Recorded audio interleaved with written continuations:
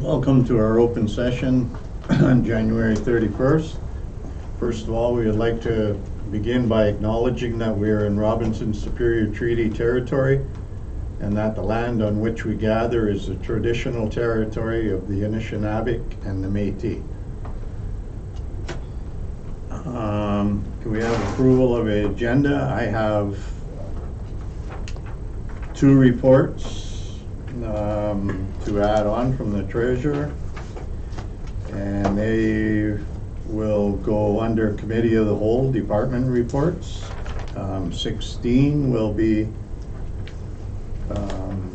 treasurer report, property tax arrears analysis, and 17 will be treasurer report, rec committee reserve fund transfers for the fiscal year of 2022.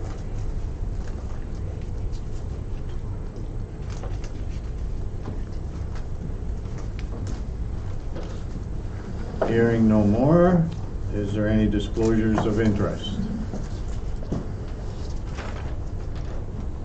Hearing no disclosures of interest, move on to delegations, and we have no delegations, so we'll move to question period. No questions. And you got no questions. Okay. Minutes of the previous meetings.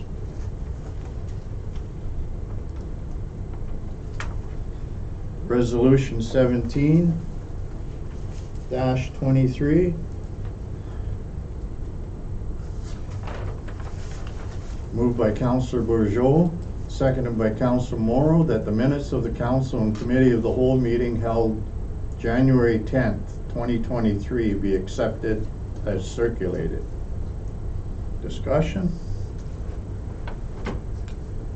All those in favor? Carried.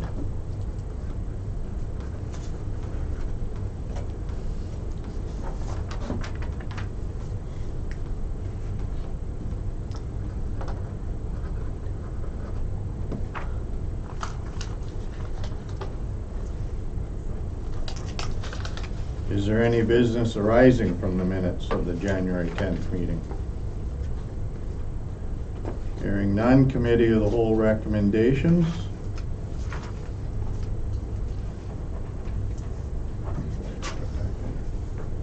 Resolution 18-23. Moved by Councillor Morrow, seconded by Councillor McGrath, that council approve the expenditure request and approval to proceed from the Ontario Clean Water Agency for Schreiber wastewater treatment plant clarifier drain and inspection, the amount of $8,139.99, including applicable taxes. Discussion? All those in favor? Carried.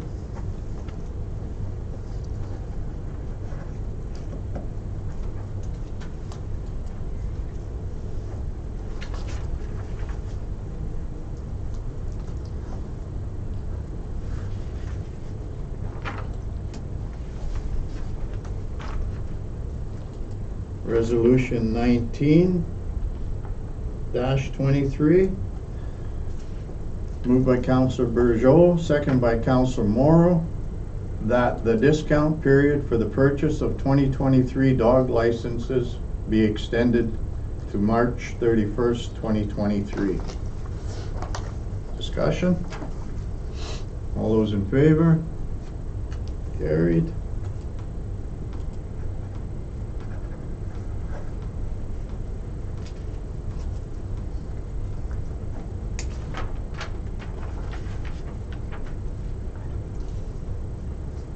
Resolution 20-23. Moved by Councillor Morrow, seconded by Councillor McGrath, that the 2023 Winter Carnival be held from February 23rd, 2023 to February 26th, 2023. Discussion? All those in favor? Carried.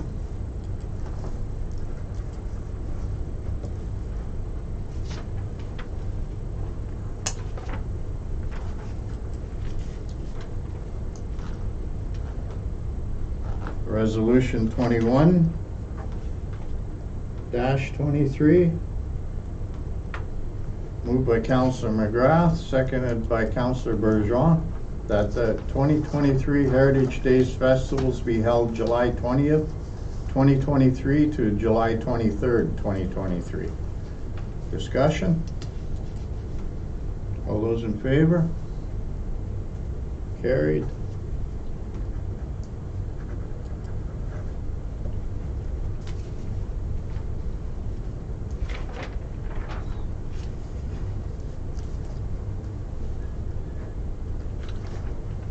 Resolution 22-23, moved by Councillor Bergeau, seconded by Councillor Morrow, that council approve the attendance of Councillor Bryson and Councillor McGrath at the Ministry of Municipal Affairs and Housing new council orientation session to be held virtually February 10th, 2023, and that the expenses be paid as per township policy. Discussion? All those in favor? Carried.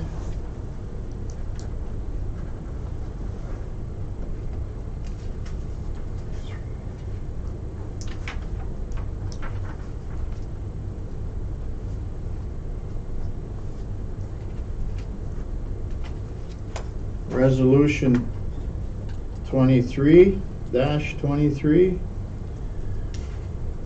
moved by Councillor Bergeau, seconded by Councillor Morrow, that council approve the attendance of Councillor Bergeau, Councillor Bryson, Councillor McGrath, and Mayor Mullins at the Thunder Bay District Municipal League 2023 Conference and AGM to be held March 23rd, 24th, 2023 in Thunder Bay, and that expenses be paid as per township policy.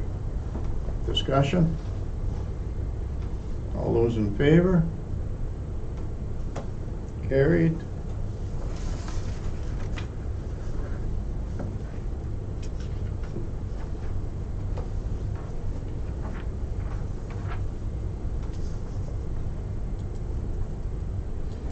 Accounts for payment. Resolution 24-23,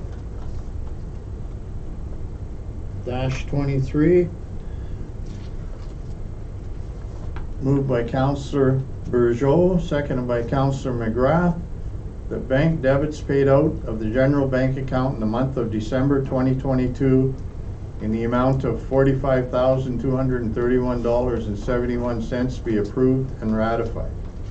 Discussion? Just one quick question. The photocopy and admin, there's no lease payment? Yes. Or they just didn't take it out in December? I have the library photocopier, but I don't have the photocopier and admin. It's quarterly. Quarterly? It's quarterly. Thanks, Marlene. So it should have come out it'll come out in, I think it's January, April, July, and October is the municipal complex, and the library copier is monthly. Gotcha. Perfect. Thanks. Okay, thanks. All those in favor? Carried.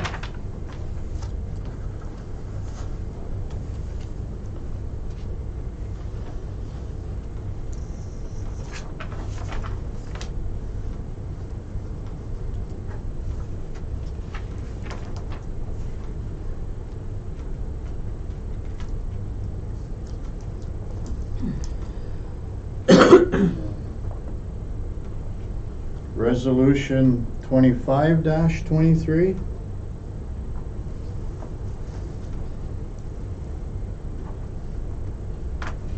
Moved by Councillor Bergeau, seconded by Councillor Morrow, that council approve the attendance of the E. McGrath at the mediation session held January 12th, 2023 in Thunder Bay, and that expenses be paid as per township policy. Discussion? All those in favor? Carried.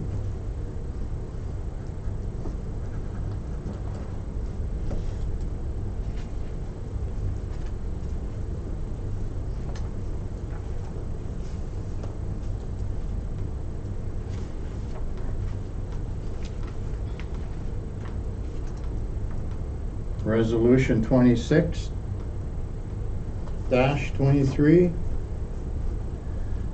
Moved by Councillor McGrath, seconded by Councillor Morrow.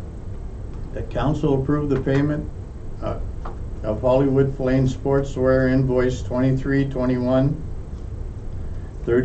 in the amount of $146.28, including applicable taxes, for the gift for the 2022 Citizen of the Year. Discussion? All those in favor? Carried.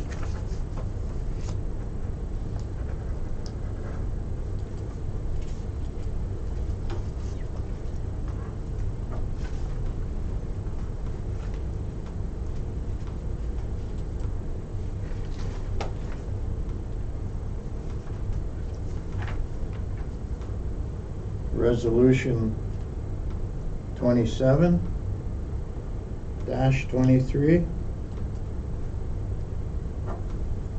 Moved by Councillor Burgeot, seconded by Councillor Morrow, that council approve the appointment of Chelsea Camiso to the Schreiber Public Library Board for the term of council ending November 14th, 2026.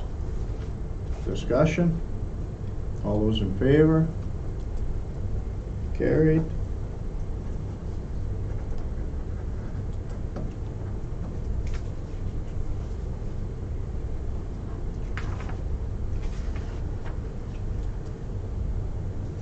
Resolution 28-23. Moved by Councillor Morrow, seconded by Councillor McGrath. That council approved the appointment of Kathy Cook, Mary Majot, and Melanie McKenna to the Recreation and Festivals Committee for the term of council ending November 14th, 2026. Discussion? All those in favor? Carried. It's nice to see community members coming back to committees. You betcha. Especially that one. Yeah, absolutely. It's a busy one. It's a busy one, you're right.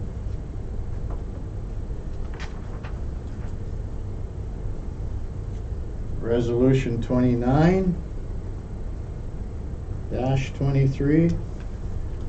Moved by Councillor Burgeot, seconded by Councillor Morrow, that council adopt the Township of Schreiber Asset Management Plan 2022 as prepared by Public Sector Digest. Discussion? With Nathan and I think I followed up with you about the best way to use this asset management plan, and Nathan had indicated that it would be a big part of our strategic plan. Okay.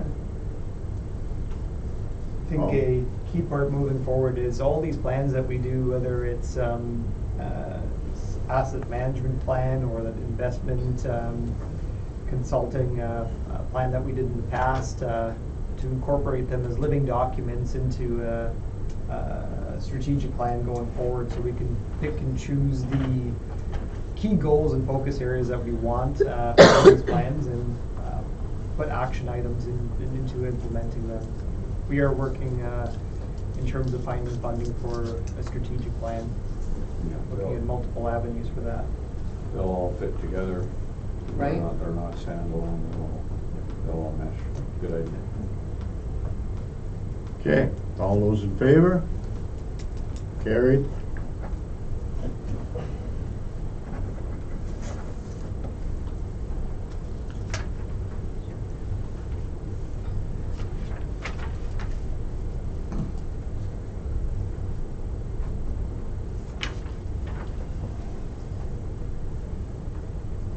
Resolution 30-23.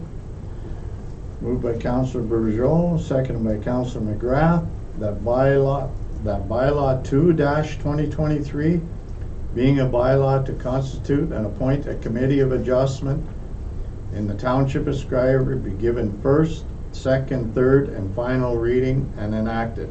Discussion? All those in favor? Oh, sorry. That's okay. I wonder if Nathan could just briefly, for people watching, explain what a committee of adjustment is. The Committee of Adjustment exists for dealing with predominantly any requests for, would you say, zoning variances that may stem out from our zoning bylaw. So there are a certain number of tests for zoning variances, and we usually typically get a planning report that accompanies it. A planning report would be brought forward to council, and in Schreiber, we were putting the councillors here as the members of her Committee of Adjustment, and part of this role is to determine whether that variance is minor or not in order to pass it. So it's an important role to play. Again, anything within the Planning Act can be ultimately challenged and ultimately brought to the Ontario Land Tribunal. So there's quite a bit of weight in these decisions that you do make here. Part of the bureaucracy all pertaining to land use planning in Ontario.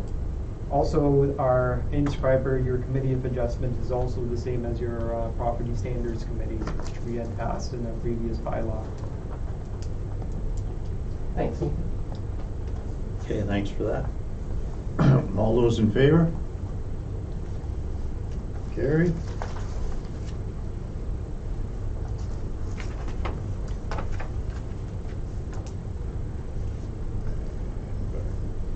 Bylaw 3031-23. Moved by Councillor Morrow, seconded by Councillor Bergeau, that bylaw 3-2023 being a bylaw to authorize the Township of Schreiber to enter into an agreement with His Majesty the King in right of Canada as represented by the Minister of Infrastructure and Communities, Hobbit's Corner to Schreiber Beach Trail Engineering and Feasibility Study, and to rescind bylaw 36-2022 be given first, second, third, and final reading and enacted. Discussion? This again was in order to fix a bit of paperwork. The original agreement that we had was not yet executed by the province, and that was originally with the Queen, so it had to be updated now to with the King. And ultimately we had to bring it up again and get the bylaw processed again. That's the only change. Yep. Okay, thanks, Nathan. All those in favor? Carried. We'll sign that.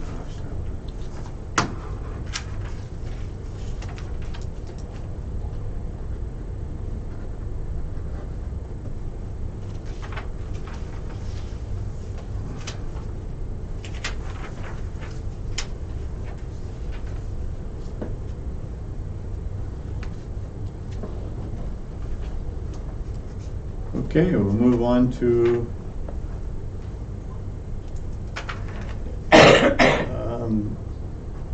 Committee of the Whole portion of the meetings. We go to the department reports and committee / board minutes.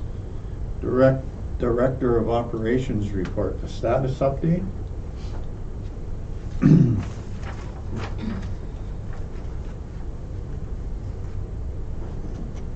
And Tammy, if there's anything you wanna. It's just you'll see further in the agenda, we were inspected at the Schreiber drinking water system, so you'll see the report in there.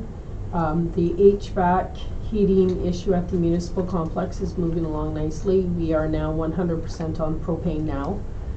Both boilers are operational, and the small oil furnace has been removed. We expect Cloud Darling here. Actually, I would have expected him yesterday, so I have to call him tomorrow to find out what the new plan is. But I expect them here to start on the controls, to replace the pneumatic controls over to digital, and that'll give us better heating control in that part of the building where it's very warm. We're quite comfortable in the L shape now. So that all went very well. We never suffered any downtime as far as That's, I no wanted heat to goes. say, Tammy, that was amazing to, in my books anyway, to complete that task without any major interruptions in the workplace here, and not one day did I find it cold. The staff might differ with me, but no, I mean, all joking aside, Yeah. without any major interruptions. Oh, thank you. Yeah, not the best time of the year to. No. It wasn't ideal, but Cloud Darlene really did step up, and, Yeah. and the fella that we had here was really good. So how do they control the venting in the building? Is it automatically controlled, or do they set it up? The venting or the circulation The of heat? circulation, yeah. It's all going to be in zones, and each room will have their own thermostat. Right now it's on pneumatics, which is an air compressor, and that's just as old as what that 1963 boiler was. Okay. So we should see some improvement with controls in the different areas as well. As well, with that new system will come a new computer web-based system where we can better control the airflow. Yeah, Nice. so where do we ship all that old equipment? What museum wants it? Well, the old boiler will stay in the furnace room as a Yeah. shrine.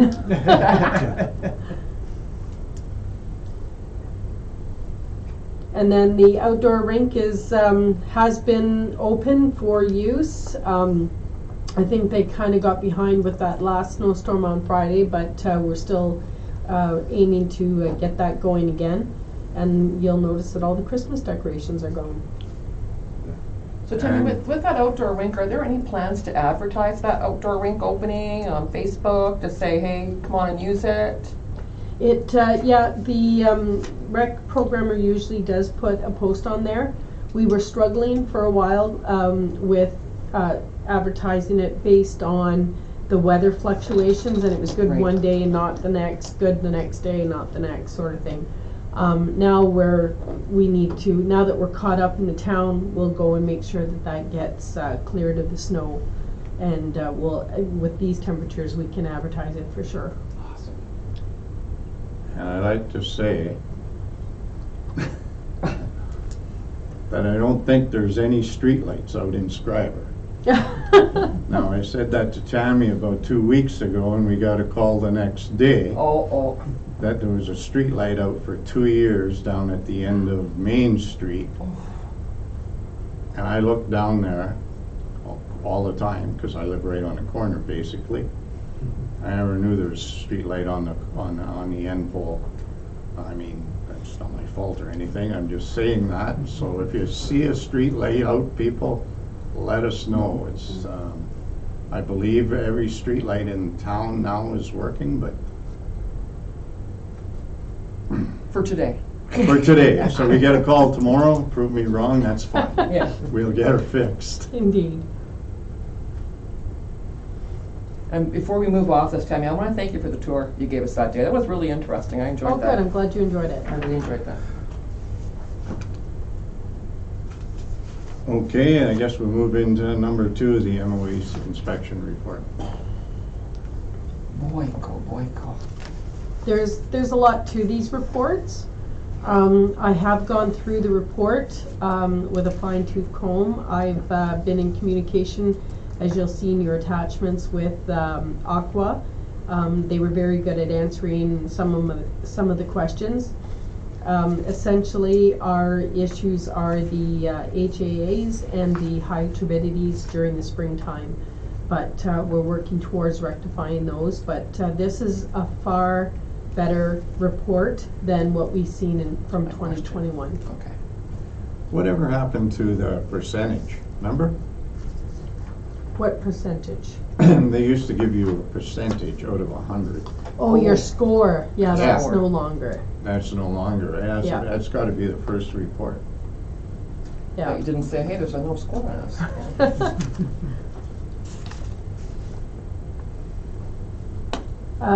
You'll see in there that one of the things that we were being asked to do is to identify the operator in charge for distribution. And that was never part of our logbooks here. It was just assumed that, like our operators all know, that it's the foreman on duty that is always going to be the operator on charge during our off hours, weekends and holidays. They asked us to make it more formal, so we've issued an internal letter identifying who the operator in charge would be, and he was quite happy with that.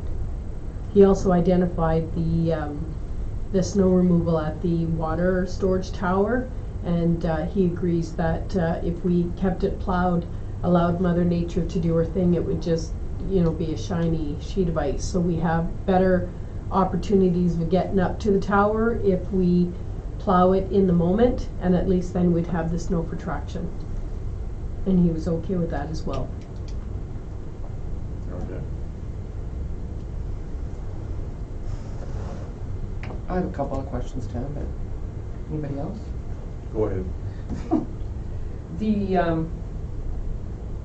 Some of the compliance concerns, it seems to me, there's a couple of them based around this whole filter performance assessment. Yes. Yeesh. So, The filter performance Maybe you assessment could- is what's responsible for the high turbidity numbers. You cannot be over 1 NTU. Right. For more than, I believe it's 15 minutes, and we exceeded that on occasion, specifically in the spring. So that is part of what we have been mandated to do the filter optimization study. so more on that, because that seems to be the answer to that, right? We had that filter performance study that was going to be done. Is that been booked for 2023? I think you told me it was, It right? has to happen this year. It has to, right? The Aqua has their Aqua engineers booked, and is going it to is be a year-long process because they want to study the characteristics of our source water as the seasons change. It could be as simple as a change in chemical use for coagulation. It could be a change in filters. We just don't know how that's going to, what the results of that's going to be. But this is in the plan, right? So that we Yes. can meet that Yeah, deadline. they are executing that plan now. So you might have to change out the whole filter or just all media? We're really hoping not. It could be just as simple as the coagulant. They Okay. think that different coagulants will react differently in creating the floc, be stronger when it goes through the filter. So they're gonna try the different jar testing. The challenge was to mimic the pressure filters. We are quite unique in having pressure filters in our plant. So they have come up with a process that will mimic our plant, and they feel confident that they can determine what's going to best react with the characteristics of the source water. And why did they want you to have more than one filter backwashing at once? Well, what happens in the spring when we have that spring turnover, the characteristics of the water really present a huge challenge for the filters. And you can only backwash a filter one at a time. The other 4 need to stay online. How long does that take to backwash? It takes anywhere between an hour to 3 hours to backwash. Okay. A lot of these requirements stemmed out of that NTU event that we had, that spike, I believe it was April 2021. Yep.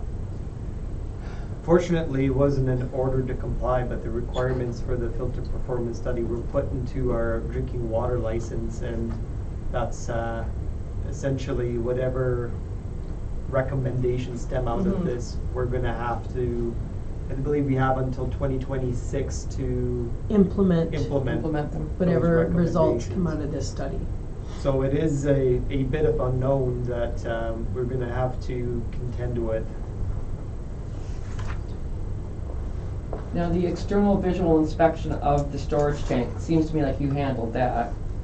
I mean, but there was just stuff in here off and on about filter performance. Yeah. And the only other thing I had in here, I'm looking through all your emails and stuff, is just kind of clarify something for me, because when we did the tour, we talked about pre-chlorination. And from what I got, and I think maybe I'm reading this wrong, is it may be possible to decrease pre-chlorination, given some factors. Am I wrong? Yes, that comes down to that smart meter that you'll see in the Aqua Right. capital list.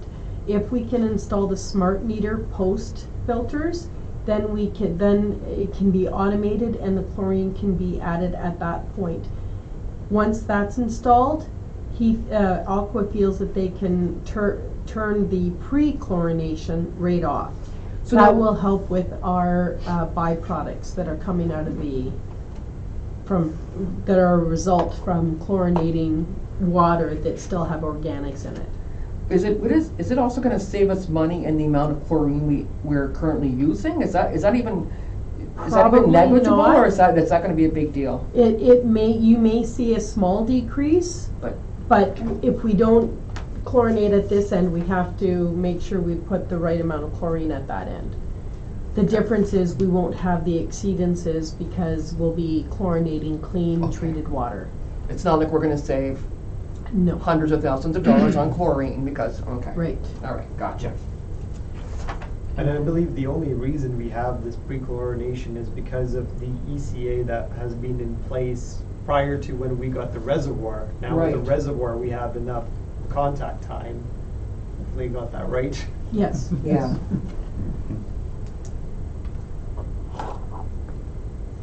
Yeah. Lots so- of moving parts. Oof. But it really seemed like your answer to like the emails that were coming back and forth and stuff, it seems like it made a lot of that stuff clear, honestly. Good.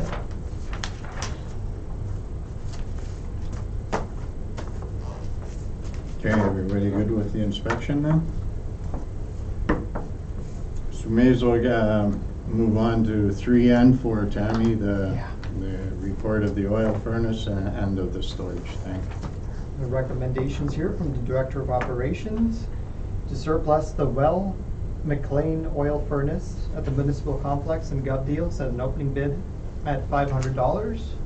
And the following recommendation, to surplus the Northern Steel oil storage tank from the municipal complex in Gov Deals with an opening bid of $1,000. So the prices were suggested to us by Todd Darling, based on his experience. The small furnace is still in really good shape, and he thinks that 500 is a fair bid. So if we place that on Gov Deals at an opening bid, chances are you'll make more. Is there any sense or advantage to advertising this stuff locally, or not really? I don't, like, it's just a curiosity question. Yeah, I mean, if it fails on, you have a better opportunity of making more on it on Gov Deals. Failing it going on Gov Deals, you can certainly look at advertising it more locally. It's extremely heavy, so. Yeah, I would imagine. Yeah, who would want something like that? Not a home. Somebody wants to heat their garage. Huge garage. Wait, You know, you're can- talking about the tank? of your Both, furnace. The both furnace, the yeah. tank or the furnace, you'd be Furnace. surprised. You contractors. I mean, that tank will be gone in, Yeah, I think that'll go quickly. I think that tank will be gone in, I think there'll probably be a bidding war on that one. yeah. On Gov Okay. Deals. But the furnace, you wouldn't use that in your house. Somebody will use, no, somebody will use it. Yeah, so- Mm-hmm. And there's no fuel left in that tank. It's just the tank. That's right. There's no fuel. There's no Okay. fuel left in the tank, Okay. and we have, since we've moved it, Superior Propane has removed the warning tag, which we needed to have done so that we could continue delivery of propane. Right. We had a deadline to get that moved. And that's one less thing we have to worry about for insurance. Yeah. Oil tank. Right, Yeah? Oh, that's Yeah. true too. Yeah, shout out to Public Works. They had that tank gone in less than an hour. Like, they were amazing out there. okay, thanks for that. Yeah. Number 5, Okay. Financial and Special Projects Administrator Report. So recommendation here for the Township of Schreiber, renew the North of Superior Travel Association Lake Superior Circle Tour, Canadian advertising package, full page for the year 2023 in the amount of $3,500 excluding applicable taxes.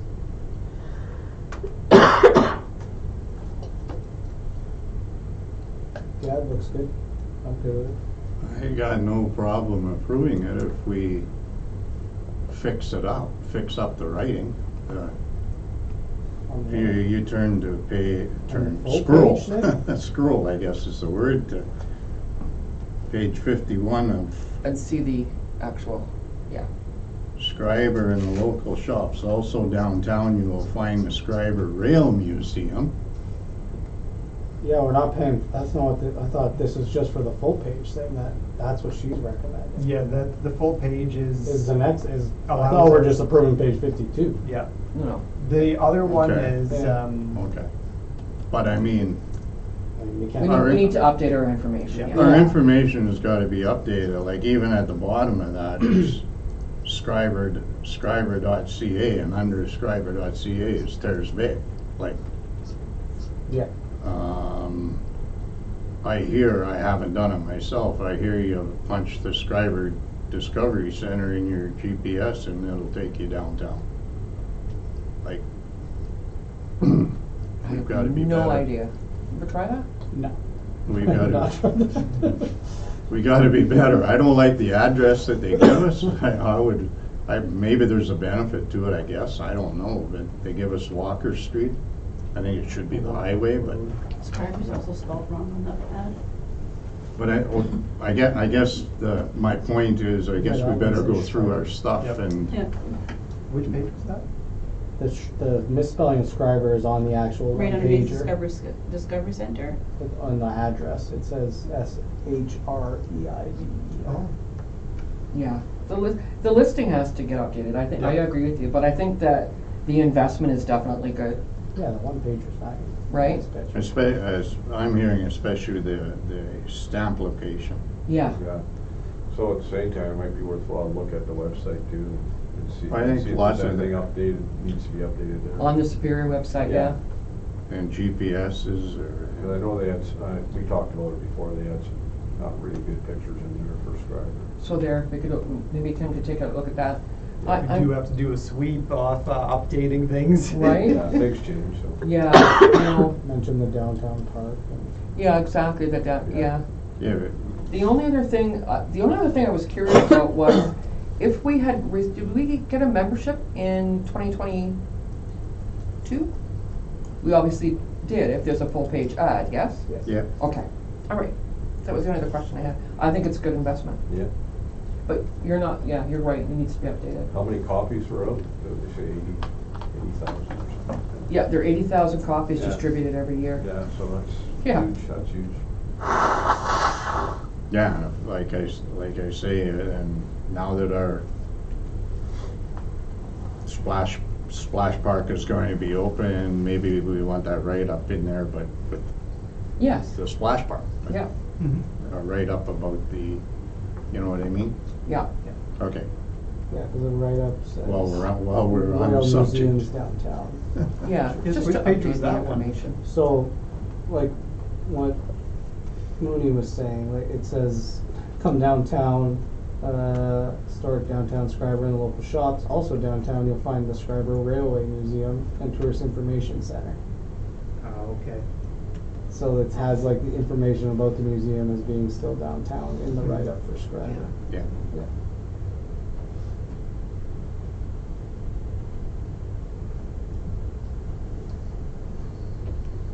We will work on all of that and get it fixed. Just to have it updated. by Friday.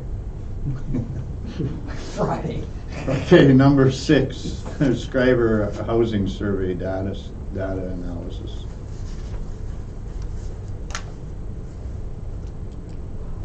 We just, See notes.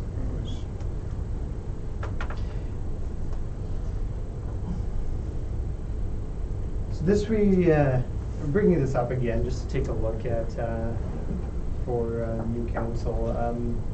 interesting statistics on here from the residents that take a look at the survey. We did get quite the response with about 96 respondents. We usually do get quite a bit of quite a large number of responses in the surveys we do put out there, so our residents are quite engaged. And just interesting dynamics that stemmed out of it. I mean, if you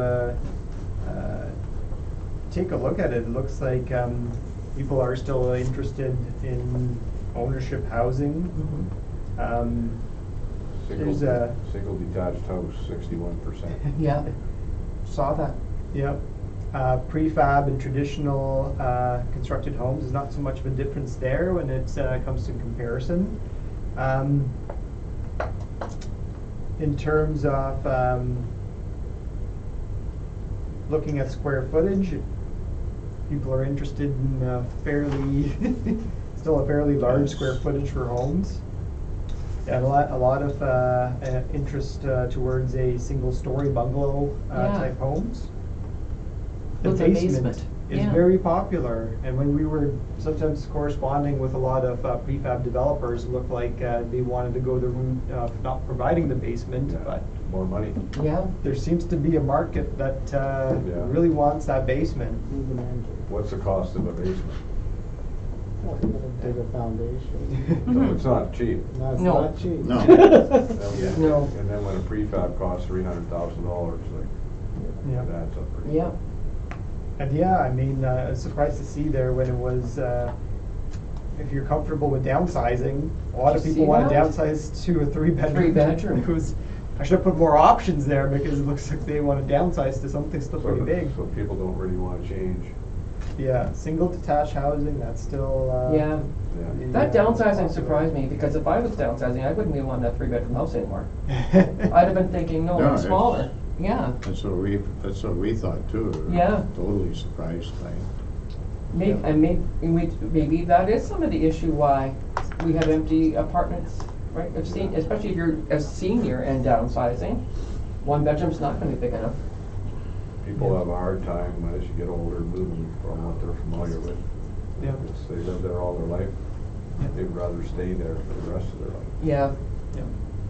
So it is quite interesting. Yeah. The most popular sort of housing choice is it doesn't so much matter if it's a prefab or a traditionally built, but it's still a single detached home Yeah. with a basement and a fairly large size that is what's interesting people. And I mean, what we can do with this survey is, if it is of any interest with potential developers, let them take a look. Just don't show them that last question that says they don't wanna spend more than $200,000.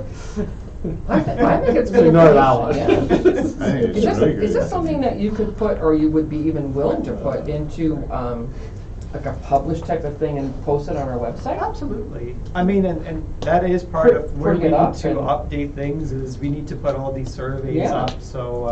Because I thought this Yeah. was really interesting. I think a lot of people would think this is interesting. Yeah. And you're right, even developers, oh, look, Yeah. they have one of these surveys done. Yeah. I think that's awesome. Yeah. Yeah, and there's no write-in answers, so you can. Yeah. Yeah, you don't have to screen anything before you posted it or whatever. We are working on our budget survey too, right? So I that saw is that. ending today, and we did get quite a number of responses on that too, so that's also good. We'll bring that forward Good. when we're done the analysis, so. Good.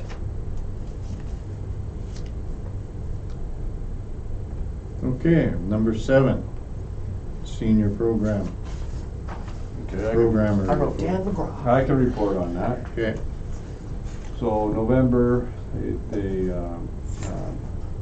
Kathy talked about floor curling program resumed in October. That's a very successful program with lots of participation.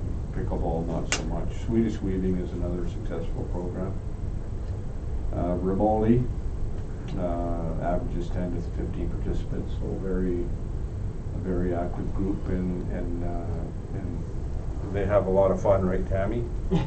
Yeah, they do. So they had a very successful cake decorating seminar back in November. And that was recorded by Schreiber Media Center. so that's November. In December, there was a membership drive. Well, there was, December was a membership drive. I'll get the numbers in a minute, but also there was a Christmas dance, Christmas dinner and dance with, which was a huge success. 128 tickets were sold. The decorating was done by the committee, and there was a photo booth set up by Beth Ann. Very successful. And those pictures are on Facebook now too. Okay, very good, great. And thanks to you, Anne Marie and Evan, for donating your time to work at the bar. So that was successful. We also had several members getting out snowshoeing. We do have snowshoes available to groups that want to get out and go snowshoeing. So in December, the membership blitz was conducted. At the end of October, there was 386 members. And I don't have the updated numbers, but this report shows 261 members had signed up by the end of December. So of that group, 30 were new members. So I'm thinking we're going to break 400 this year. So Oh, we're 30 new members. I thought that was outstanding. And great participation on Facebook. There was connection in December of 5,000, almost 6,000 times. So everything's working as intended with very successful committee and program.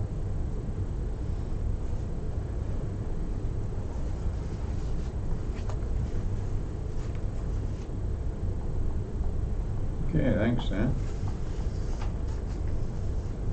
Number 8, the Recreation Programmer Report, Winter Carnival 2023. And the recommendation here to approve the 2023 Winter Carnival event plan with anticipated expenses and revenues as presented.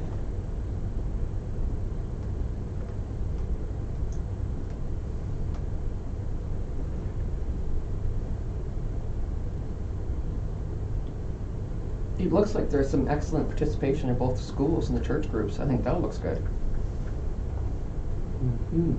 I think the only question I had was that, maybe you know, Dave, did anybody, we were talking about advertising and with the booklet and stuff, did anybody get a hold of Discovery Media to see if they can tape some of these events? Do they typically? I don't know. I would assume he's just gonna do that anyways. But I don't know if Beth Ann's actually contacted him. Okay. I have a meeting tomorrow, so I'll shoot her an email, because I won't be at the meeting, but Benji will be there, so. Beth Ann did ask me to reiterate, or to let council know that she wasn't aware of the Schreiber Media Center, and I gave her the contact information to get, I will that was not late in the email day her. today. Yeah. Okay. But she did say thank you for the heads up, she appreciated that. Okay, thanks. Yeah, I mean, approve it. Yeah, and I think no even problem with it. yeah, even some of the overtime, I mean, we had some money left over from 2022 because we had kind of a delay in transition between one staff and another, so it looks completely reasonable to me. That's way less OT than it's ever been. Right? No, honestly, I think I thought, well, Right. that's not bad at all. It's way less overtime than it would have ever been. Yeah, but coming a shorter week, Yeah, right, you yeah, have yeah. different, yeah. So that's made a difference too, right? Yeah. I think it's gonna make a big difference. Well, yeah. I mean, she only has to be there for 3 things, really. Yeah. No, I mean, it looks much, yeah. And did the warm message come in from the mayor? The mayor has a message out there. But it's He not does. warm. I thought it was going to be here tonight, but it's not. Yeah. Yeah, no, what's the, I give it to Beth Ann. Good.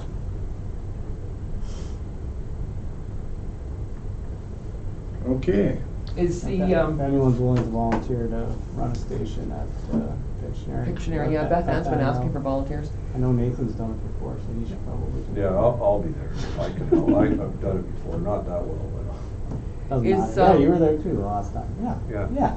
Any There we go. mayor and council or management and staff, anybody interested in doing an ice sculpture or a snow sculpture? Hmm? On the spot.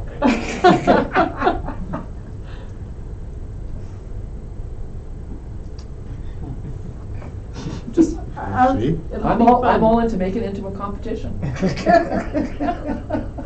You have a little bit of unfair advantage because you would have some heavy equipment we don't have, but hey.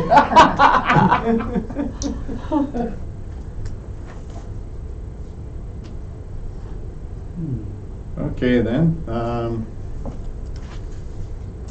beautification committee report. I really haven't talked to anybody on this. Is this what you were looking for, Marlene? I would say this fulfills what council had requested in 2021. And we as the beautification committee are hoping for $1,000 donation again through the in-kind or however, I can't even remember. We just, if that is the desire of council, you would have the recommendation go forward that you, how did the other one go? Yeah. Right, in the same way that it was that you authorize a donation of $1,000 to the beautification committee, and that the committee provide a report on the use of funds At the end of the year. at the end Right. of the year. Yeah. We can look into that. Okay, Mhm. okay. The only other thing I would think, and I just need to get out more obviously, it is, it'd be nice to have kind of a couple of things, a list of things that they do. They do a lot, Yeah, right? But I'm never sure specifically what it, like, just the things that they do, that they put the flowers up and where they go, they'll light up the night. But there's other things that they do I think sometimes we're not even aware of. yeah. Because they do a lot of good stuff. And the only other thing is, we have a list on our website, and I know Nathan, I've been at you about this website, but of all this, like, our committees, right, and stuff. But it would be nice, maybe someplace to just have, like, especially when it's, like, season and the plants and stuff are growing, right, to be able to have pictures of that stuff. Even of workers watering stuff, just to be able to post on our website, just to keep, you know what, increasing the Yeah, awareness yeah. of what, because this committee does a lot of good work. Yeah. So that's my only comment about that. But I think the $1,000 is No, the $1,000 It's an is easy- Venus for what the value. for the value of what they do. Yeah. It would just, I think we just need to help bring more awareness for them. Absolutely. Yeah. We've been looking towards a project to really advertise about the community, the local businesses. It has been work in progress, but and even if it is, right, having someone out there taking pictures during any events we do, this is all part and parcel of marketing ourselves better and communicating what's going on here better, so. Yeah. we might get a few more volunteers as well Yep. coming out. Yeah, we have a lot of avid gardeners, that's for sure. Okay, great, so bring that forward next meeting or whatever then. Great, okay, great. Number 10, Occupational Health and Safety Committee meeting minutes.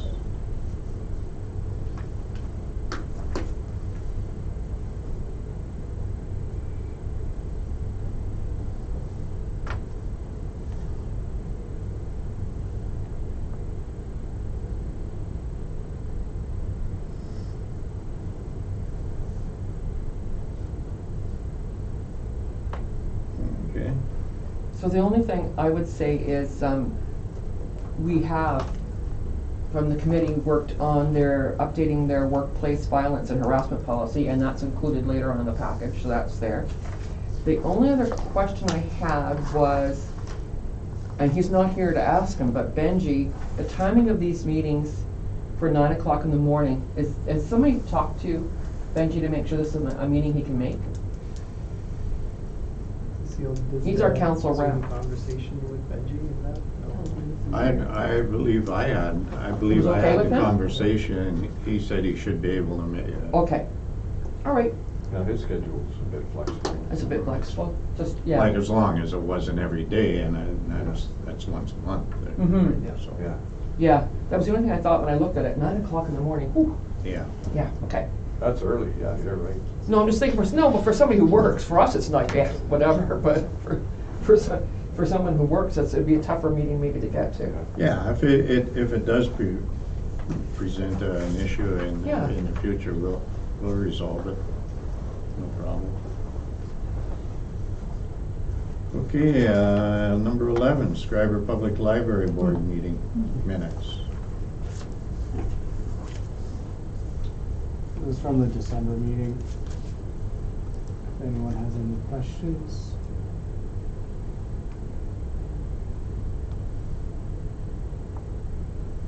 Dave, this connectivity grant, Yeah. what?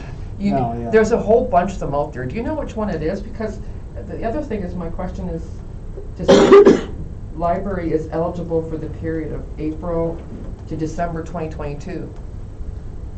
Is that supposed to be 2023? I don't, I honestly could not tell you that one. I would assume no. I think that date's probably right. Okay. So maybe that would be when they was, maybe, yeah, I honestly don't know about that one. Oh, Marlene. Marlene might?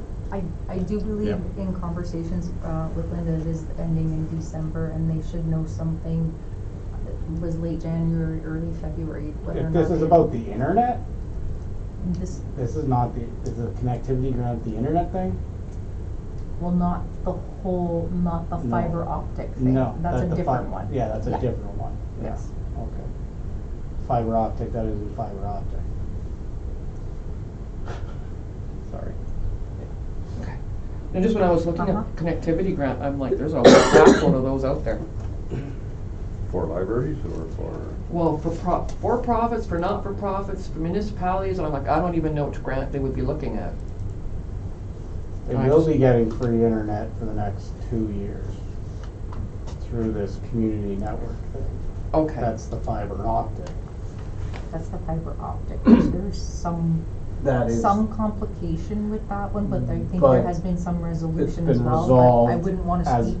As of the January meeting, which you'll get the minutes for or whatever. Okay. But that's been resolved, and so they're in the contract with not Shaw, with this company through, I don't know how they got hooked up with it, through libraries or whatever, that was offering fiber optic internet. Turns out it's not actually fiber optic internet because of our infrastructure, it's Okay. just Or just cable? fast internet that Okay. uses the existing cable. It's Yeah. being covered through the grant or whatever for the next 2 years, and then after that, they'll probably re-enter into a Shaw agreement again, because it's basically the same internet, but you could get it, and then the guarantee of it being free is gone after the 2 years. So Shaw offers pretty high speeds. What is it, 1 gigabyte? It's 1 gigabit right Yeah. now. Is that just cable, or is that That's through coax cable. coax cable? So you can get pretty good speeds without fiber Yeah. optic. Which would Yeah. be better than what they're getting through Yep. this fiber optic that isn't fiber Slash optic. not fiber Yeah. optic, yeah. However, their internet will be free for the next 2 years. Yep. Which is Well, that's good information. No, that's good information, yeah. Free is good. pretty easy. But it was a bit of a kerfuffle, right, Marlene, to get all that done? That is what I have been told. Yes, something. Yeah, that's pretty much. And I guess the other thing, and because you luckily sit on both committees, Hmm. was the library approached about anything for Winter Carnival? Like, when I took a look at their calendar, I'm like, oh, that's probably from December, so I went online. There's no mention of, They're doing the cakewalk at They're doing Junior the cakewalk? At the Junior Pictionary, yeah. okay, And then, so, I mean, the library, but it's under the Historical Society name, is holding the license for the last chance draw. So basically, it's the library doing it, but it's the No. historical.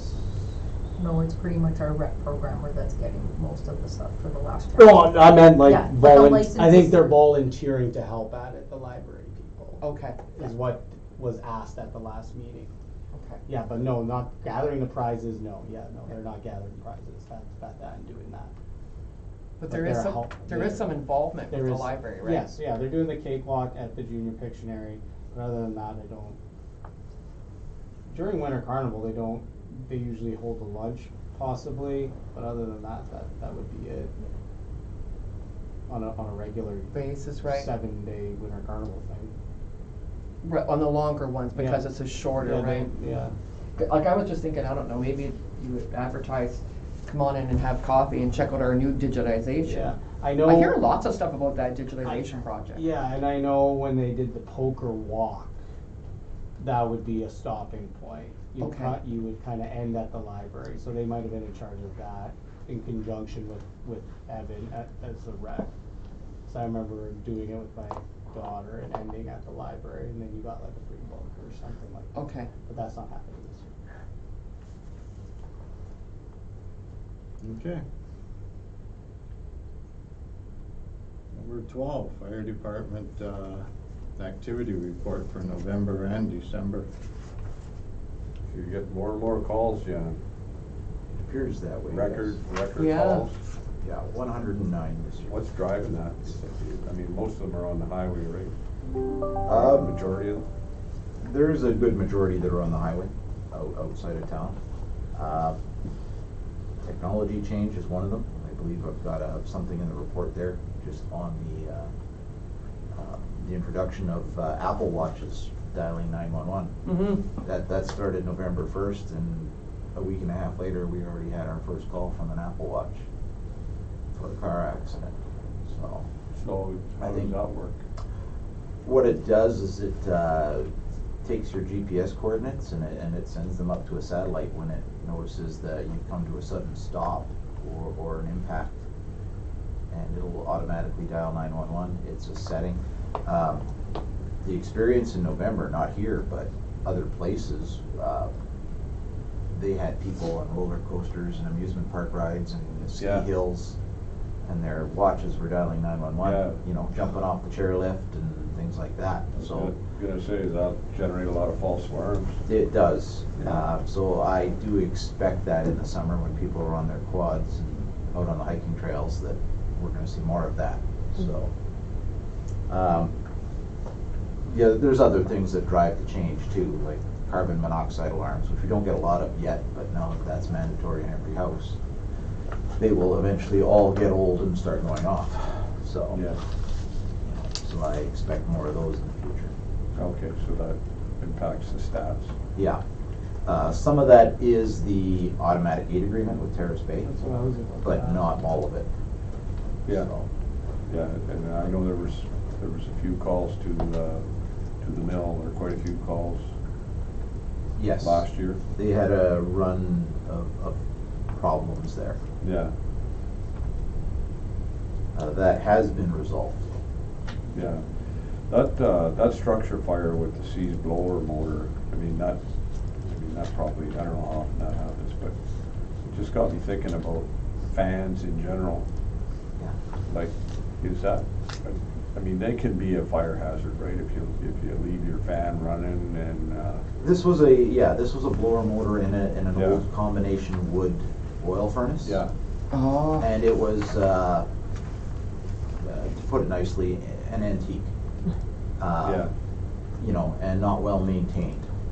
You know, there was a lot of dirt in the furnace, and when the motor finally seized, it caught the dust and the dirt and the yeah. debris piled up against it. So that's something that should be maintained regularly. It is. It's very hard to inspect somebody's private house Yeah, for that type of compliance. yeah, I've got a lot of leeway with inspecting businesses and commercial properties, but it's very difficult to force an inspection on a house. yeah, that's up to the homeowner, yeah, so. Yeah. So, just a question about fans in general, like, I mean, some people go away for, you know, months at a time and they leave some fans running in their house. Yes, And I'm sure if they're not lubricated, There's they'll a chance. seize up like this or start smoking, or it could be a fire hazard. yes. I mean, Definitely. I had heard that the fans cause fires, and it's just.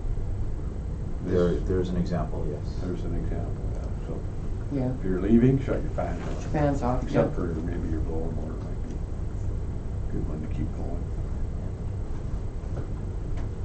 Yeah, Yeah. so your diesel recovery, that, Genius.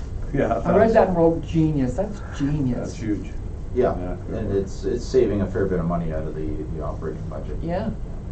And saving the environment. Yes, because Yeah. it's stopping it from going into the ditch. Do they ever ask for their diesel fuel back? No, usually they don't. Okay. Usually when we're doing that, the tanks are ruptured and Yeah, we're good. stopping it from hitting the ground. And the environmental company that would have had to come clean it up is usually pretty happy, so.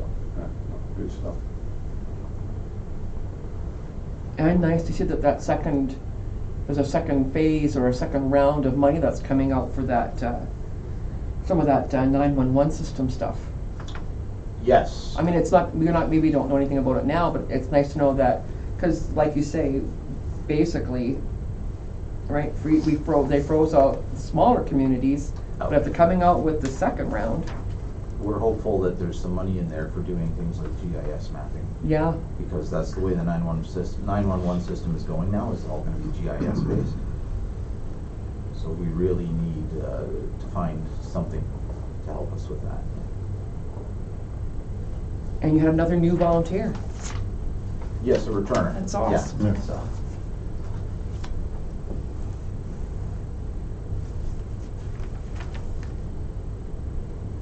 Okay, let's move on to number 13, Fire Chief Report. 2023 capital budget air cylinder purchase. Recommendation from the fire chief to authorize the purchase of 5 3M Scott air cylinders at the cost of $9,093.08 from M&L Supply.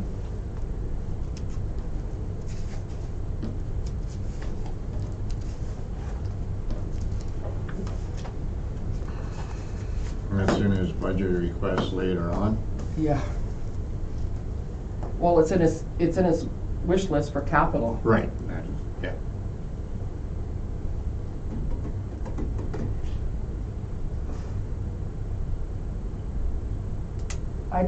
Doing it now with saving $1,350 or whatever, $1,400.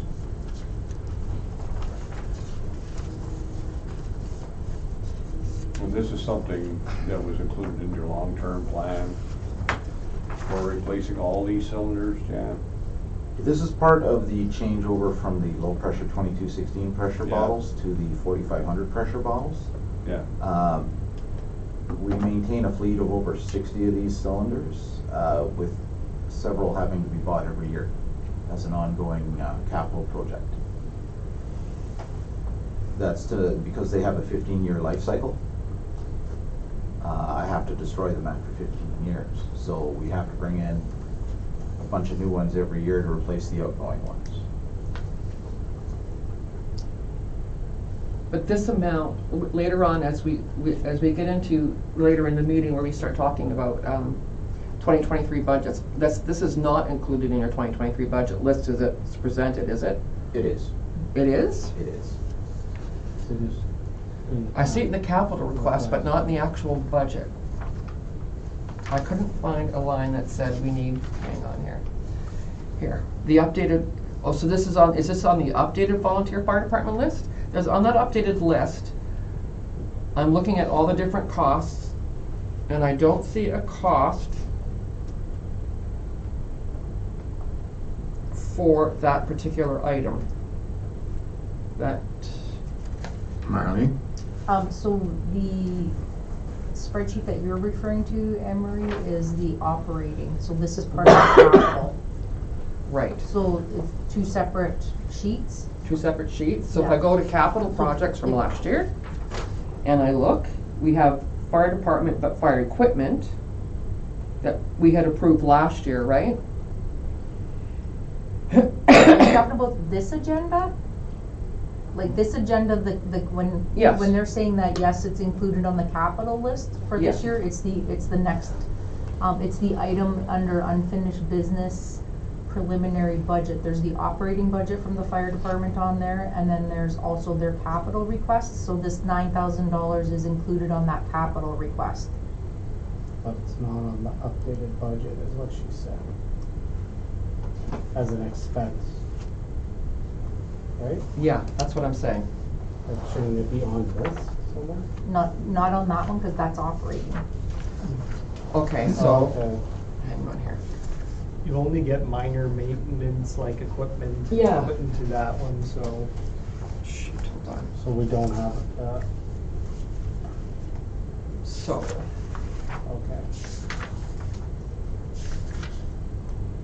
so Recreation Committee Reserve Fund transfers. Okay, so hang on, Marlene. So the addition was, the two additions, also note that the preliminary operating budget has been updated, and the updated version is, okay. So that's what I'm saying, is that the preliminary operating budget's the only thing that we had attached to this, and I don't see it on there. Cause there was no separate capital that I could find. Budget It's un- request. So if you're on your agenda package, under unfinished business, it says 2023 preliminary budget, and then it says Schreiber Fire Department capital requests. That's the link to should the be- capital. It should be Looks this like this, picture, it's this And it's a chart. PDF. and it's, Yeah, I have that. 5 SCBA cylinders. So it's on their, yeah, I realize it's on their capital request, Yep. which is fine, it's on that, yeah, I see it on that list. But my question is, I guess, is on that list, that's all outlined, but there's no reference to how we're gonna pay for it. There it is, right there. You're thinking this one here, right, Mark? No, No. it's No. a PDF, Oh, the Schreiber Fire Department capital requests.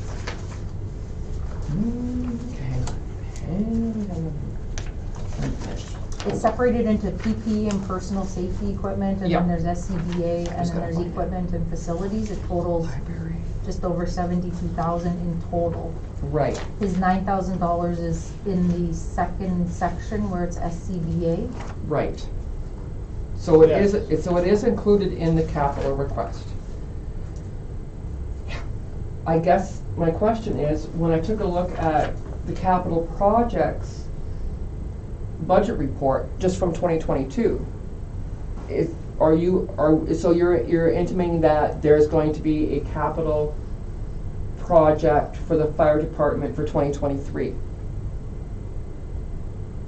At this point, what he is putting forward under capital projects Right. for the fire department is the Right. 72,000. 2,361, and that 9,000 is included in there? Correct. Okay.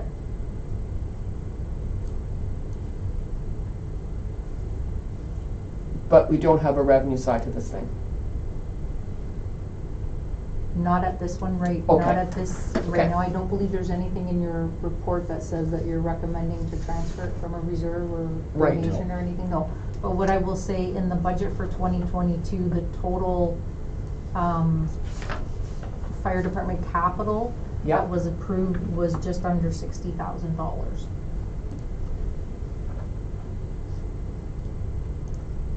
For the 2022 year. Yeah,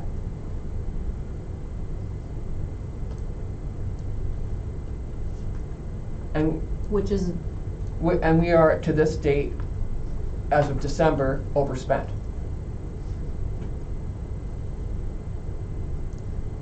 I thought that he was pretty close to, we're on budget for that, unless there was a resolution for something different, cause I think you had something that was on top of that. Yeah, a little bit of a disadvantage, I don't have the documents, so.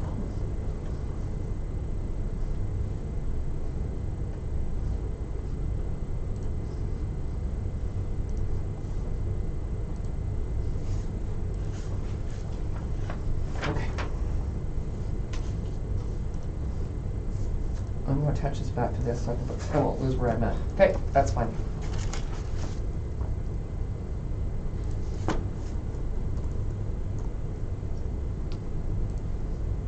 And Jen, you have to replace 5?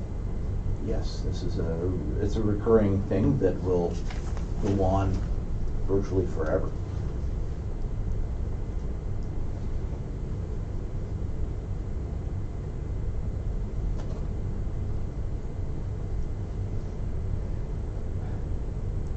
And how many in total do you have right now? There's, I believe 62 of them right now. 62.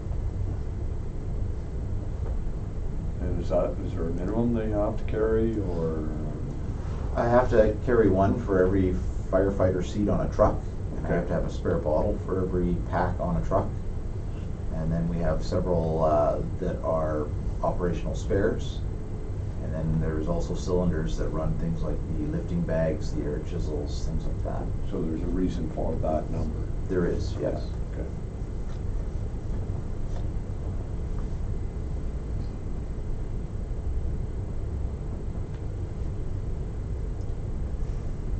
So the question here is basically, do you want to okay the purchase to save $1,400 ahead of passing, or do you want? A capital budget later on, yeah. Which that'll be a part of.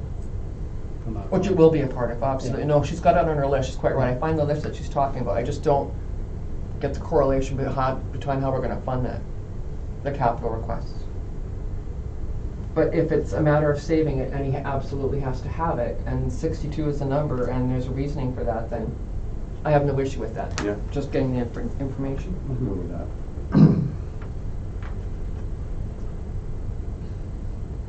I was just gonna say, could you go with less? You just, yeah, I know. Okay. Yeah, and you know, also to point out, this is really, it's part of the respiratory protection program. So it's part of PPE. It's their safety gear. So it's, you know, I would say if there's things to cut, that they be cut elsewhere under the capital budget. I had a talk with Jan the other day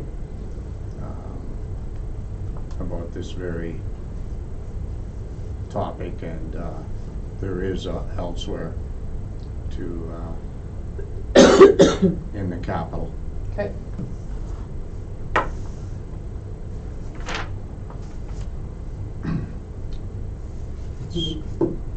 So do you want to go ahead with this then? You can go ahead with it, and so you can bring forward the request then? Given the additional information, it makes sense to me.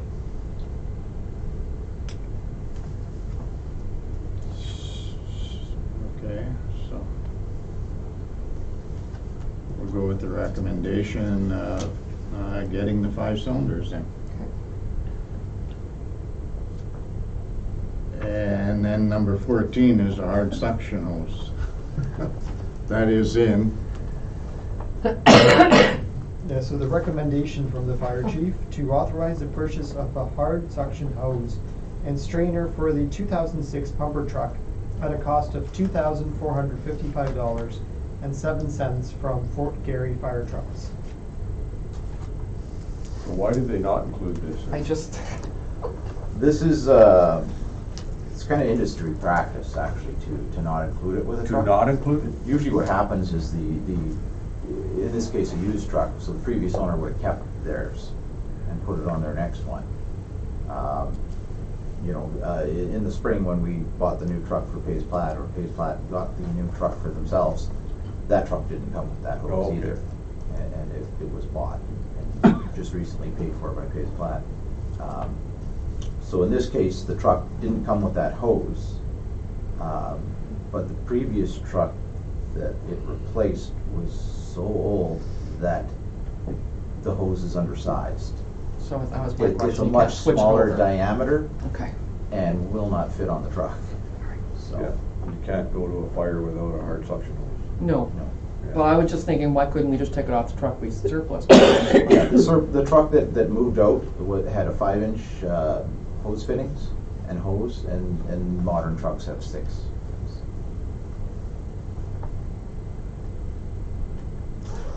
So this is simply an attempt to save the shipping costs, because we have an opportunity to have this sent here for free on top of Terrace Bay's new truck that's coming in a week and a half. Yeah. Sounds good. Okay.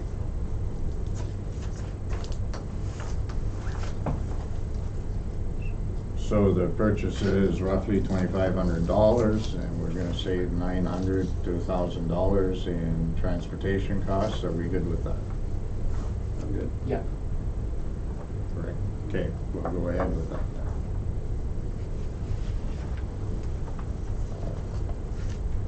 Number 15, Aqua, the Schreiber Water and Wastewater Treatment Systems Report for December 2022.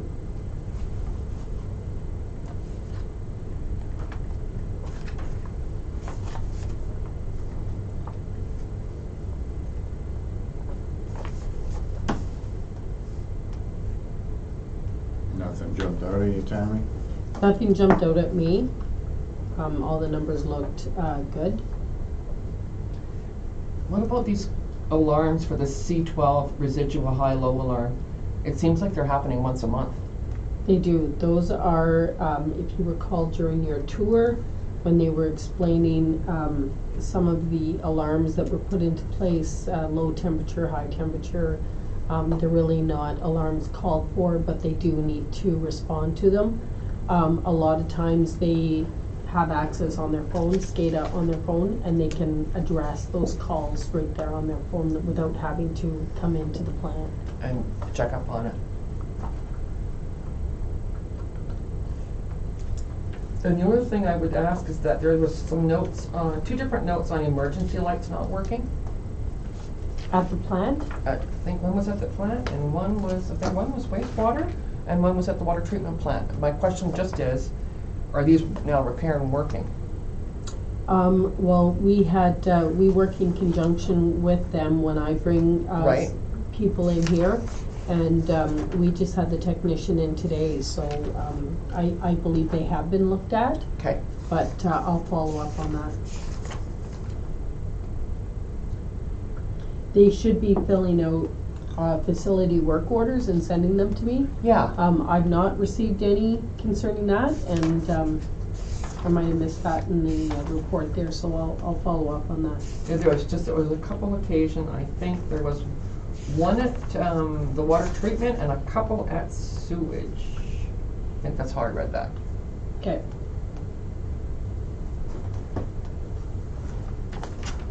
And the only other question I had was, early in the report, Tammy, where it talks about sewage performance assessment. In November, we talked about the wet sludge that was processed and how the number had increased so much from previous months because we had to drain it off, right? So then my question becomes, in December, we processed less sludge, but sent more volume to the landfill. So my question is why? Because if you recall, we approved an expenditure on December 7th. We brought the back truck in to unplug that sludge return line.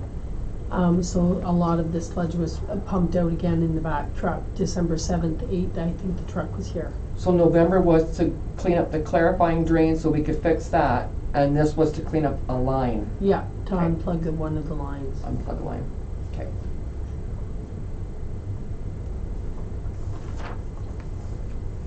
I don't know if anybody else had any other questions?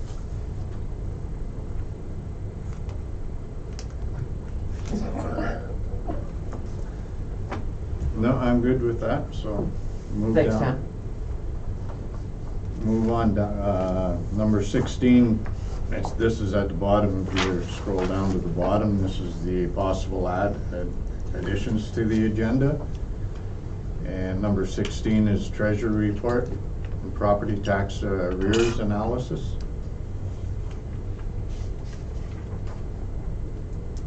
And if you want to speak to it, Marlene. there's no action required, it's for information purposes only. I would say this is a great news story. We're showing a trend that we're having, less notices that are going out at year end. In 2020, I believe it was 209 that we sent out. In 21, it was 177, and 2022, it's 136. I did extend the deadline for paying the eligible portion to January 31st. I have had some successes, as I have in here. 11, at the time of writing the report, 11 of 31 eligible properties have paid out their eligible portion of their arrears. So anybody who has any arrears pertaining to 2021 would be eligible for registration. I am estimating that we will likely have 6 properties that I'm not confident that will have paid their eligible amount by the end of the day today, but I'll know more once we do our month end, and anything that was paid today we should get the reports in the morning and get posted, so. Yeah. And then those, if we register, they go for sale by the summer? No, so if they're being registered this year, it's about 18 months Oh, before. right. Because it's about 6 to 8 weeks for farm debt. And then once the arrear certificate's registered on title, the property owner has 365 days to pay off the total arrears at that point in time. After the 365-day grace period, that's when we are eligible to sell the property, and that process takes about 2 months to do. Yeah, 2 months to do, got it. So, Marlene, on December 31st, 2021, it looks like we had 4 properties failed at a tax sale, previously failed tax sale for $58,000. And in 2022, we only had 3 properties. But the failed tax sale amount went up to $72,600. Just a curiosity, why? Just different properties, different values? Well, it would be that you have a whole other year of taxes, Against it. and that one of them likely sold. So one property sold, but more tax arrears accumulated. That's the answer? That is quite possible, yes.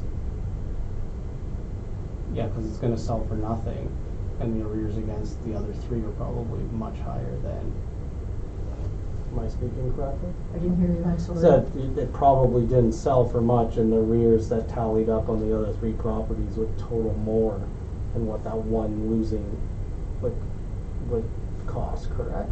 That is quite possible. I mean, I'd have to look at the detail in there. Makes You'd have to sense. look at the specific Yeah. properties, and some commercial properties would be right my have assumption. significant amount of property Yeah. tax, so, can definitely skewer things. Yeah, that's what it is, yeah.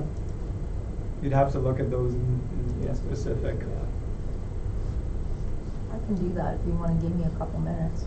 No, just because I was looking at this today and thinking, oh, that was good, we went down, and I'm like, wait a second. The amount went up, I just thought, Well, like I said, the dollar amount will go up. yeah, okay. Because you have because 2 of them for sure are definitely properties that. 22.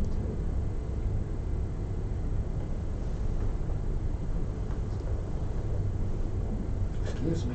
Yeah, the majority of it is actually one property that was a failed tax sale that's all that I probably could say during. Okay, public no, portion, that's yeah. fine. No, I knew that, that makes sense. And just so that we're clear, overall, I think, yeah, this is a good news story. That number used to be way scarier. Okay, anybody else good? So that number used to be way scarier. Way scarier, that's right. It's not anymore. No other questions on that with Treasury report and the Rec Committee Reserve Fund transfers for the fiscal year of 2022.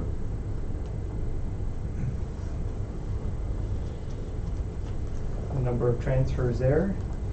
that council transfer $308, which represents donations from vending machine sales in 2022.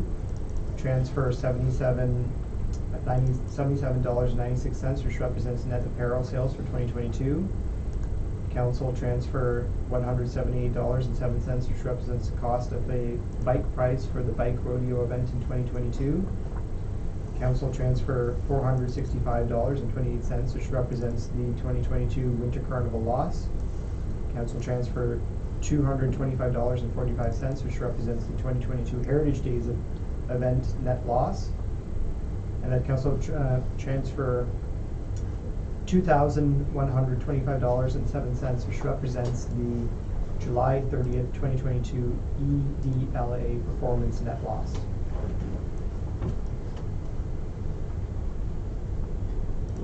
So here's my hand raised question, sorry.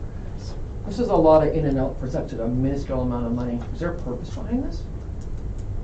Marlene, did you want to answer that? I didn't hear it all, sorry. No, sorry, Marty. No, this is like we're transferring in approximately $385, and we're transferring out $2,994 in several different lines. And I know because you explained to me the difference between reserves and reserve fund.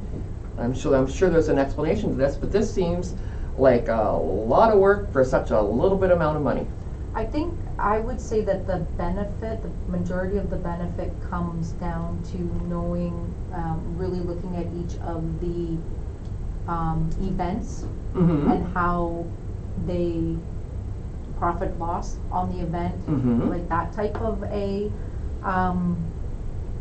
tracking mechanism. We do account for, like, donations are accounted for in a different way. You're right, it's minimal. Because these all take resolutions and paperwork. I'm 100% sure of it. And I just wonder why for such a little bit amount of money. But if there's a purpose behind it, then I get it. And I personally prefer to have it so then when somebody's coming, when I was asked, okay, what did we make at Winter Carnival 2020 or whatever, then it's easier to find it, to see, did you have a surplus, did you have a loss? It's easier to track that way myself. I don't. Okay.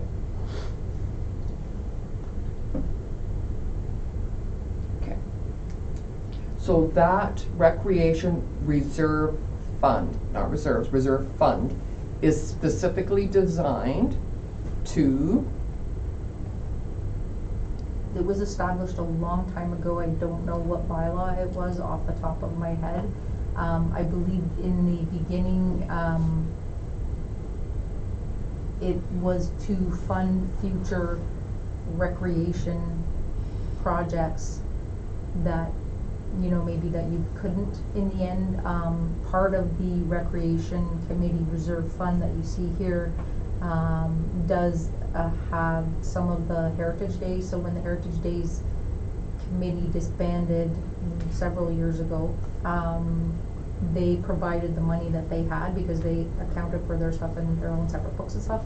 So that's a portion of what is in the reserve fund, because in essence, the Heritage Days Committee disbanded and it became the Recreation Committee. Recreation Committee now is called Recreation and Festivals, Right. blah, blah, blah, right? At the end of the day, we do keep track of the difference between what was real Recreation Committee fundraising efforts and what was the Heritage Days, so that we always, there's seed money for each of those big events, right? And then you can evaluate different programming if you wanted to do something else. Okay. Because part of the reserve fund idea is because we can actually get interest on that money, right? Yes. This whole in and out, and it's not like there's a large amount of money we're talking about here. Is there any sense to it then? To a reserve fund? No, to be claiming and saying, well, we're going to get all this interest on it. Because really, we're not. Well, I suppose that would be, interest it's calculated once a year, Right. right?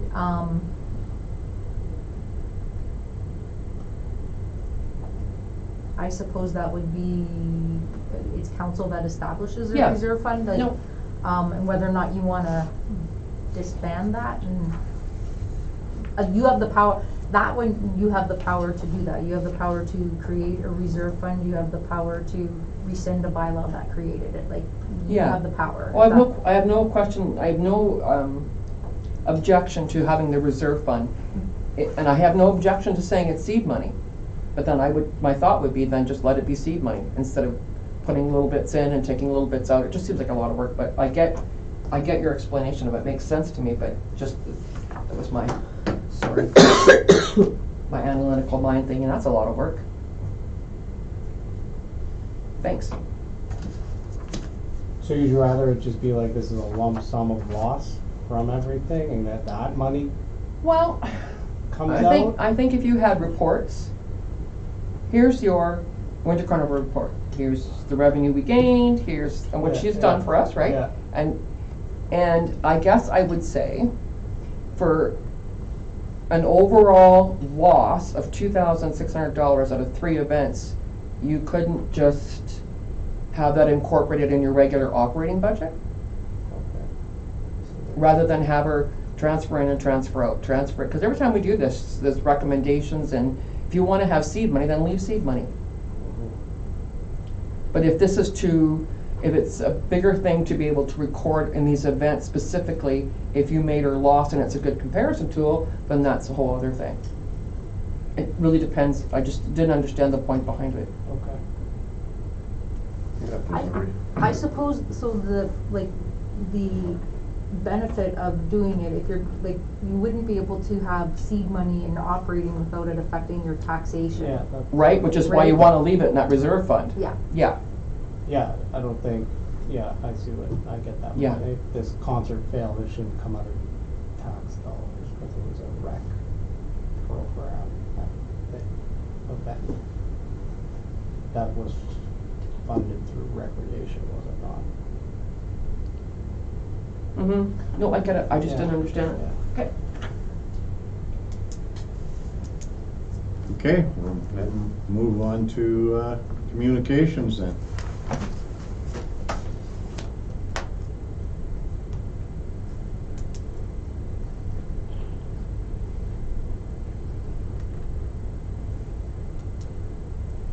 That was a lot of information about that court decision. Yeah. A lot going on there, but the result was, I guess, a learning tool for us. Certainly set a precedent, so. Yeah. And we've used E4M on different occasions ourselves, have we not? Yeah. Just from, So, yeah. just beyond the integrity Beyond that, yeah. commissioner, it's, we've used them for a few consulting projects, so. Yeah, so we've never had an issue with, and we do get a report on once a year on this particular part of it. And we don't want to have a bad report. We haven't No. had it. No. So it's just a good example of what can go wrong and the penalties. And Mm-hmm. I'm sure there was a huge cost to this gentleman. So, anyway, just education. Yeah.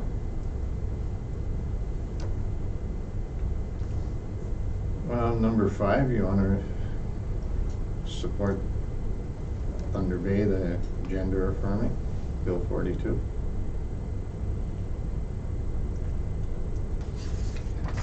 Yes.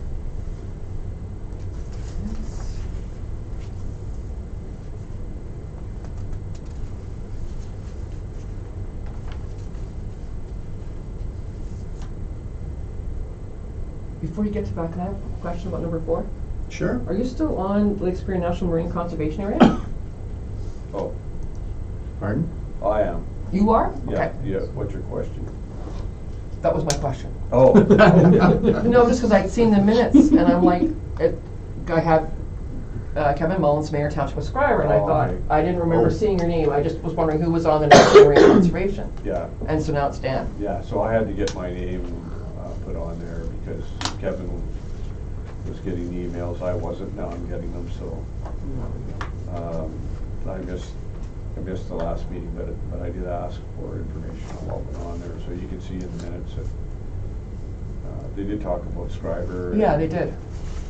And I'll reach out to them about you know, what Parks Canada can do for us, or if they can, you know, they used to have a program here that they go to Schreiber Beach and do stuff there every week. They didn't do that last year, but we did request them to come during Heritage Days and go down there and do a presentation around the bonfire, which was really good. So we'll just keep in touch with them and see what they can offer for programs. In communications, we just jump all over the place. Yeah. I see. I mean, you don't, that's the one part of the. Yeah.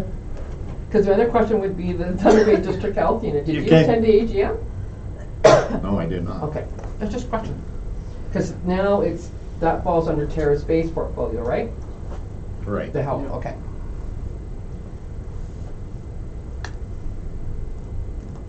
And that would be, yeah, Yeah. Paul sits on it. So back to your question. Okay, back to,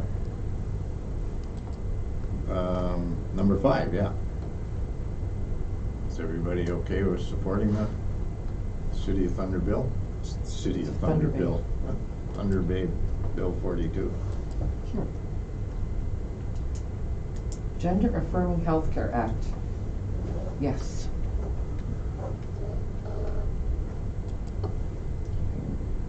We have nothing else in communications then?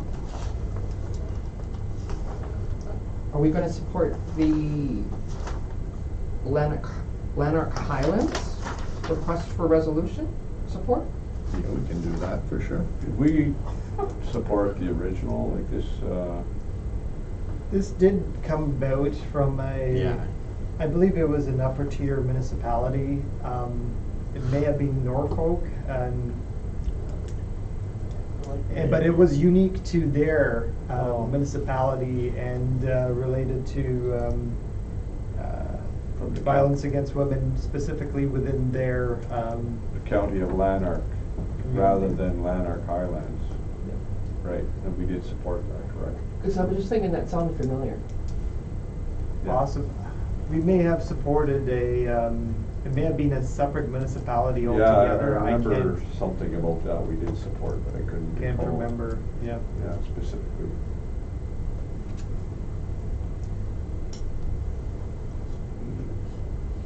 Yeah, no? What are we Yeah. doing? Yeah. Yeah. I feel that, I think. Yeah. Okay.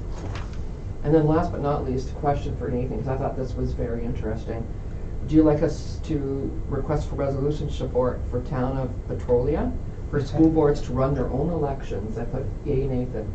It is Do you think that would actually happen? Well, it's all in the province's hands. It is an interesting thing, right? Because we take care of all the You do. expenses in running a municipal election, and that's something that is fully funded through taxpayer dollars, right? So from a accounting perspective, it is kind of strange that that sort of expense would not be shared with school boards, but for our circumstances here, we're dealing with 2 school boards. I'm fine with, 3, yes. Right, do they Potentially. vote on the French one? No, yes. Because It kids from depends. Schreiber can attend the French board. Yes, they can attend. But do they vote on a trustee? Yeah. In terms of trustees, I believe we Okay, have sorry, just yeah. 2 that you can certainly attend, but it depends on how Yeah. we shared the allocation with Terrace Bay for one of the school boards, so Okay. that may be one That of would them. be, So, I mean, you could argue that they should share into that expense. I believe Marlene had budgeted about, it was a couple $1,000s. Was it $3,000, $4,000 for election expenses? But that doesn't include. I thought you were reading. I thought she was- I was reading, I'm like, what?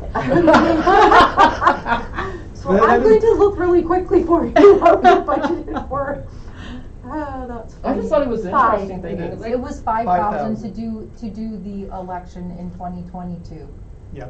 and I think we were just slightly over, but that was all encompassing. Yep. And Yeah. then there's lots of administrative hours, whether it's Marlene's time or Well, my it's time, true. when we're, again, doing all the work for taxation and all. But I can see from the province's perspective, right, they don't wanna duplicate, why should the school boards have to duplicate all of that and service and all of that, and put up their own tax bills and all too, like that, so.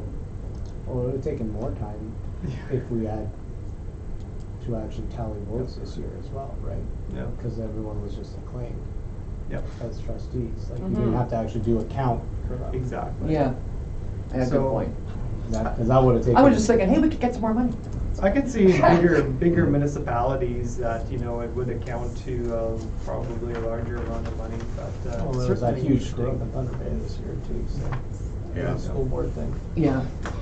If anything, it should be, maybe the province should be providing us more money through the, OMPF funding to account for that. Maybe they are, I don't know. I don't That's know, part but of their it would be worth looking calculations. into, wouldn't it? I think that's not a bad thing. Yeah. Okay, we'll go. You sure we can't go back to the 1963 boiler? It's hot. Poor Tammy over there's dying. I've got my Okay, long we'll johns move on to today, so. unfinished business with the 2023 preliminary budget. The Schreiber Public Library proposed operating budget. So, my question to Nathan, and Dan's question to Nathan this afternoon was, are we gonna have to do all of this tonight?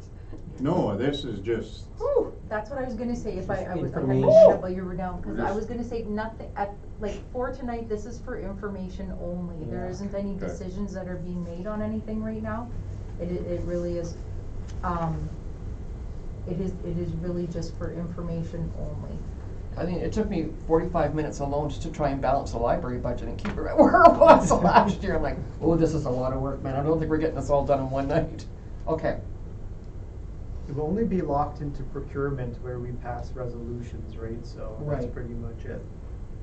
But this, again, is very timely information from our treasurer, and I think it behooves us to, if we're looking at getting budgets approved and moved, that we look at a lot of this stuff, is what I'm gonna say about that. Yeah, this, for the library one, I know this was their second go around at it. The Mhm. first one was a higher percent, and then it was recommended they keep it to 1. Yeah. And they moved some Mhm. things around, and I think they did some good work keeping it at that. Yeah. And there will be savings in terms of salary going forward, because there is a position that won't be a position anymore as of April, right? Right. So. Was that in- working? In with a 2024 budget, you're gonna see a different in terms of that line on the budget, Right. right, for salary. Yeah, because they did drop it somewhat, but yeah. Anyways.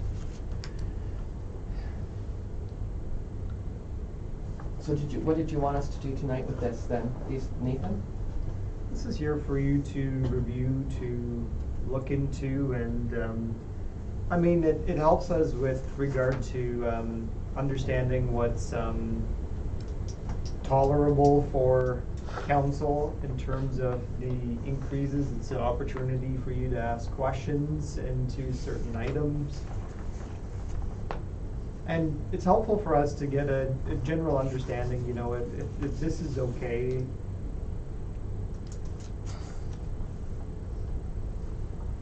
Marlene? I was just gonna say, one of the two departments, the library and the fire department, are under different department heads than really and truly the rest of your budgets, right? Cause the majority of the departments are really under the director of operations or, the CAO. So this is a good way of getting those things, that information, here to look at, to get the process going. The one thing that I didn't want to, forget, I had sent that email out to see if, availability, And I'm suggesting February the 16th. I have Mhm. given you a couple days, but I wanted to know if everybody, I didn't want us to miss that, so if the 16th is a good day, it's a Thursday for everyone. I don't need to, and I don't need to be rushing, cause we will, to answer the original question, you don't need to make any decisions with these things that are on here right now, other than the aqua probably, potentially, but it's But- to make sure that we have the date, that we're all good for a, But, so February 16th, do you want decisions by then? not decisions, but we would be bringing forward the information to council at that point in time. So I just, That's what we can pick it apart. December 16th, or December. Yeah.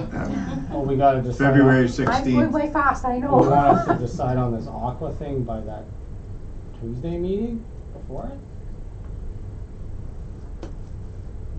Like you wanna- Because I have like serious questions all over the place. I think we'll have to discuss the Yeah, like this aqua aqua stuff. first and then. Yeah. Yeah.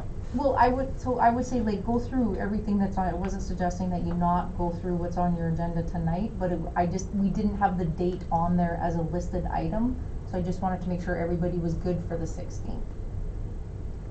Yes, I'm good for the 16th. Okay, I'm good for the 16th, February 16th. right, yeah. We're, What time? during the day, yeah, what time? You tell me.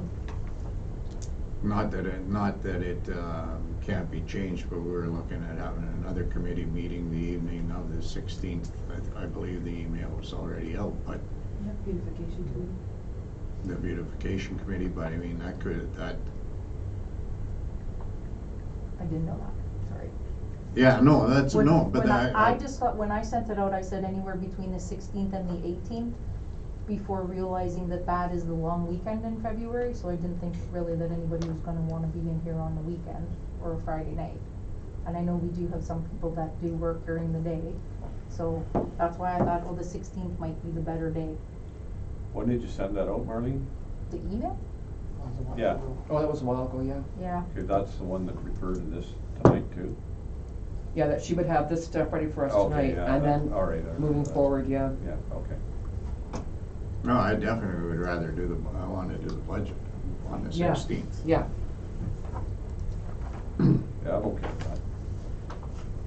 So, Do we wanna? so do you want questions tonight, or you want us just to keep reviewing this? I think if you have questions, you have the opportunity right now, with Jan here. Okay. Yeah, definitely. Like I would take that opportunity for sure and like, let's go through it. But again, it was not, I didn't want anyone to think that you had to make a decision. It wasn't about making a decision, cause it's hard to do that without everything together, right? But for the 16th, do we wanna start at 6 or 6:30 or what do we? I got 8 AM, so you guys do what you want. Pardon me? I'll frickin' book the afternoon off if I have to, not to be Yeah, but here at there's, night. that's not, nothing's confirmed. I'd rather be As far as here. I know. Yeah. I'm serious. I'd rather be I'll during book the the afternoon. afternoon off I'd if I don't have have to to come seek in in. at night. Yeah. I don't even know if she's Oh, I'm got okay any to do it during the responses. day if you Yeah. want that. Yeah. I'm good with that. Put my day in right now. What time did we come up with? 8 AM. No, I mean, that's, I'll take a half day off. I'll be done at 11:30. I'll book the afternoon.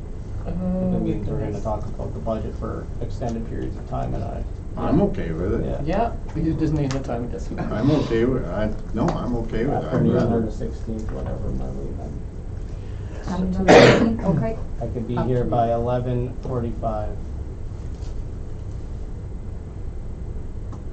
Do we want to Do we wanna start go? at 12:30 or something for lunch or 1 o'clock? What is your preference? 12:30.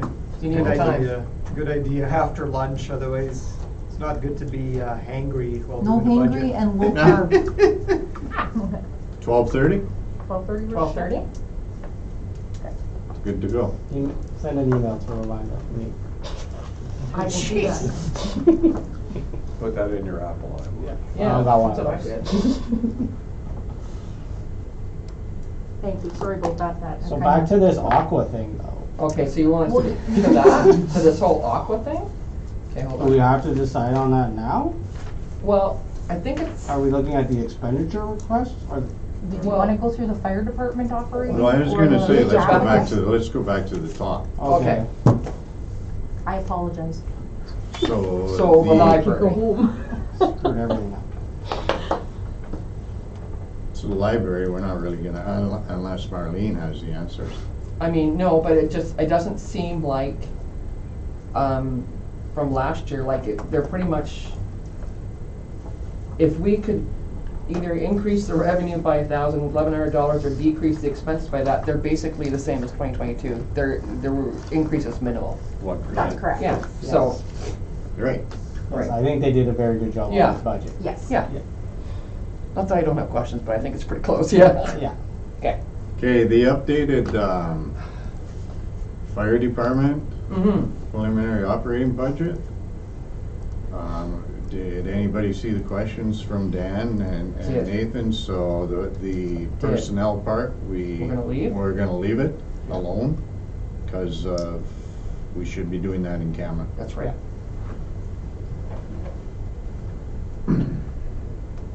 Other than that, Jan's here. I just want to say the updated version had to do with, I put the the insurance premiums for 2023, because the original ones didn't have the new ones, so these are updated insurance premiums, okay? Okay. Jan, whatever happened to surplusing the 2003 F-450? Did we actually ever get that sold? It's on the verge of being sold right now.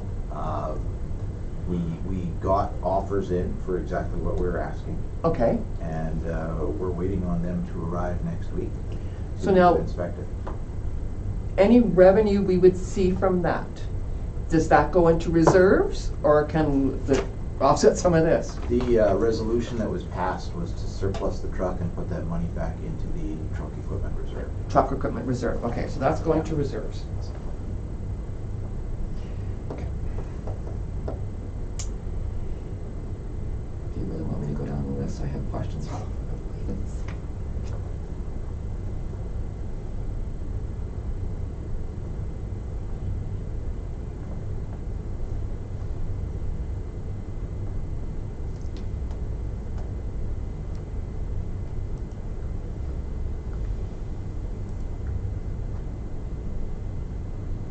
And you overspent, not overspent, but you spent, overspent on a lot on fuel because of the landfill fire.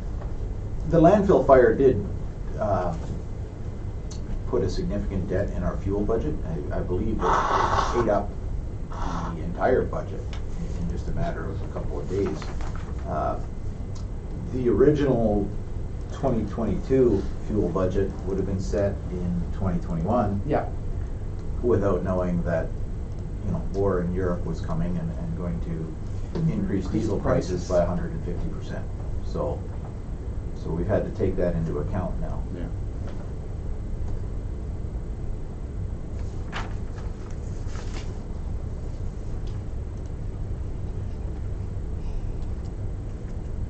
and you're planning on leaving your paid call-out expense the same as you were budgeted for 2022. Excuse me, for 2022.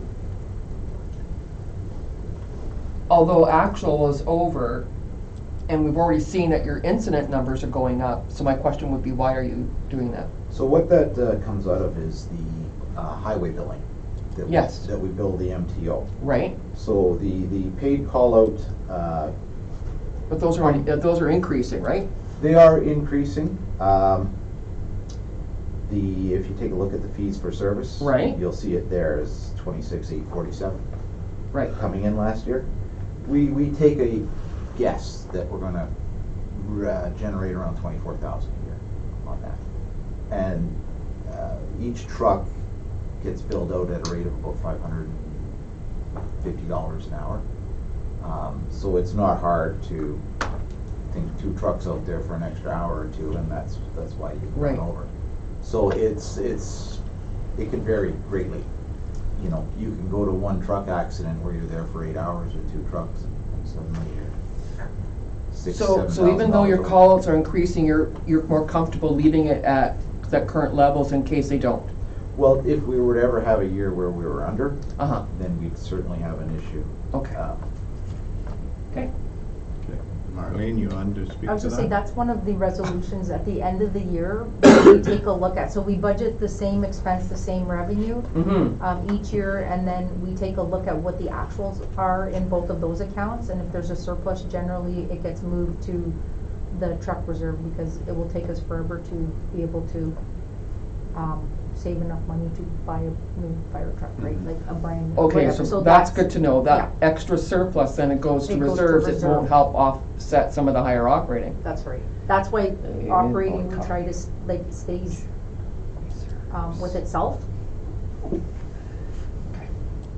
And training, you're thinking about bringing back to where you were prior, and I'm guessing the lower number this year was because we had COVID and people weren't attending training. Yeah, and Okay. we had a large number of things canceled. Okay.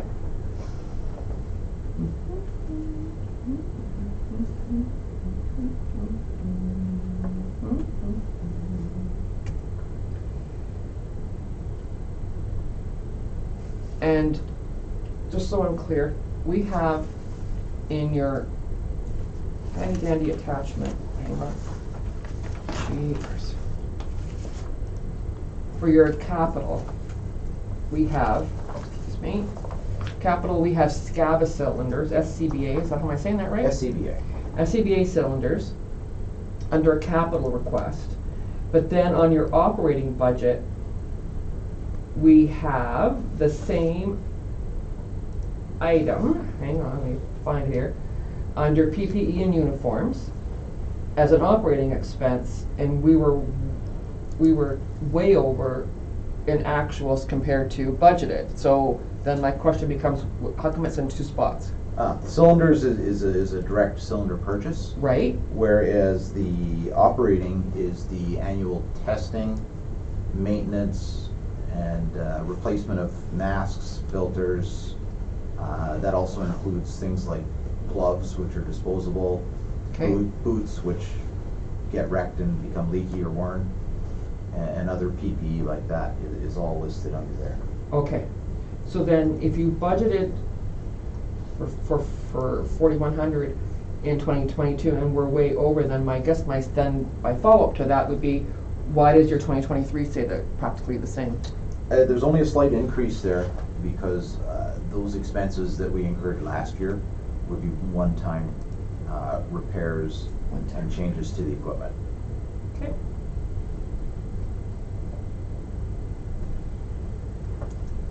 Somebody else asked a question so I don't sound so cheap.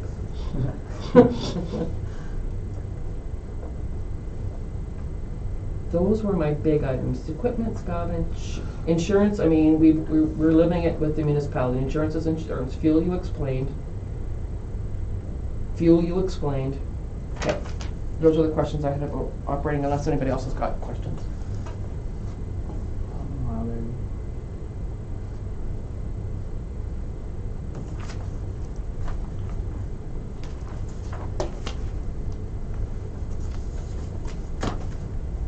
No, we can,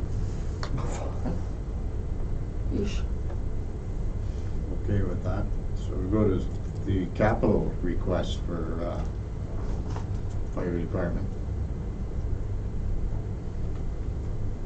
So then, Martin, you tried to explain I this to me, Marty tried to explain this to me a little earlier, but I need to, I'm not understanding English, something's wrong. We have this list of capital requests, and a lot of this stuff makes absolute sense. But if it's, the only thing I could compare it to was pulling a capital projects report from our budget report, Marlene. Mm-hmm. And so my question is, how do we approve or disapprove any of these capital requests if we have no offset to it? I would say that my recommendation would be not to approve this right now. I would say that on average, through taxation, it's been probably around the $50,000 mark, between 40 and 50, that's allocated to the fire department for the capital? for capital. So that's your turnout here that you have to, like, Jan was saying, it's a requirement under health and safety, you really don't have a choice on doing that. But again, this is to say, I mean, part of it is a wish list. I would say a lot of what comes from the fire department really becomes a requirement, so there is a lot of Because it's investment. PPE. Yeah, Yeah. right, there's a lot of investment that has to go into, you're sending people into burning buildings and into Well, that's hazardous right. areas, right? So, but again, this is just to give you an idea of what the wish list is looking like right now. So I mean, I think before, Jan, you had some of this stuff prioritized. Yeah. But I don't Yes. see that here, or am I missing something? No, but if you do take a look in order by the numbers. By the numbers, yeah. The higher the number, probably the more important it is. You'll see all your personal safety equipment near the top, and then the SCBA cylinders and equipment is there. And then you get an equipment and the facilities list under that where the numbers, as they go down, it's probably less critical. I could reorganize this to give you more of a explanation as to how high a priority it is. I think what you said, like, what you had said to me, 1 to 8. It's important. 1 to 8 is pretty well needed, and after that, Yeah, there's yeah, room to negotiate. and I mean, you take a look, like, my question to Jan, and I just popped in, I wasn't even looking for him, I just popped in for a sandwich, and he was there, and so my question to him was the fence, really. And it's 15.5 here for the fence, and the conversation I had with Jan wasn't that in the budget. Actually, I had the conversation with Marlene, wasn't that in the budget? And yeah, it was in the budget, and the fence is done, but the back portion is not done. So that's what represents the 15.5. Right. So it's not a, Not a huge priority. And it's number 18 on that list. Right. It's not a big priority. That is just the lowest quote number that I was able to get. The item could be pushed off to another year. Is not critical in my mind that it happen next year. And or this year. 19 is the same, lighting and electrical, that's not a priority. That one's kind of highlighted in yellow because it's an arbitrary figure that I've put in there. I don't have Oh, you quotes don't actually. on the work that's needed. There's a little bit in there that I think is required. Some of the outlets and wiring has to be upgraded from 15 to 20 amp. Yeah, Because when the building was built, the equipment was a lot smaller. And now we're getting equipment in that takes a lot more of a load. And some of that is for the lighting on the rear of the building that we talked about last year. for security. For security, to add the 2 yard lights. But the number is an arbitrary number. Okay. I don't have quotes on those. So port account, what is that?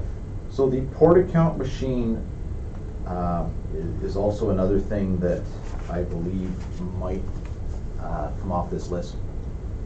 This is, the port account machine is the mask fit testing equipment. Every year we have to prove that everybody's face mask fits them. And they have to be attached to the machine, and then there's a report generated. So what'd you do in the past for that?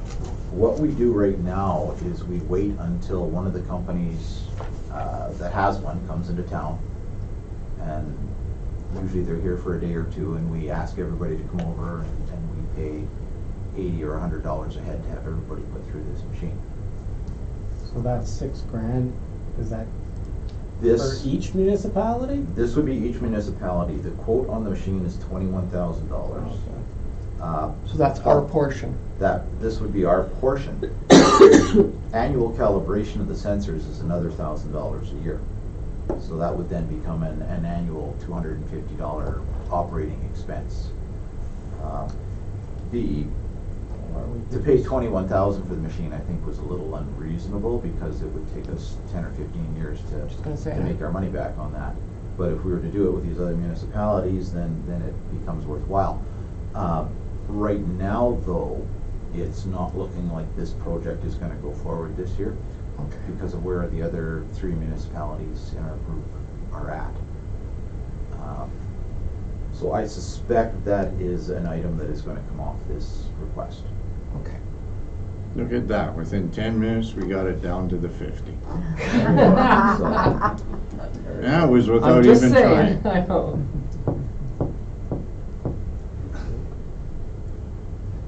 So yes, 6,000 there, 15,500 on the fence. So that would be 21,500 off of there. I will point out, there is a small math error on there. Line item 8 on the hard suction that we talked about earlier. I only put in the cost of 1 piece of hose instead of 2 there. That was. So that should be 2,455.07. And the total bottom line should be 73,412.24. Okay. That's my that, error. That was the, no, but that was the one question I had, because it didn't line up.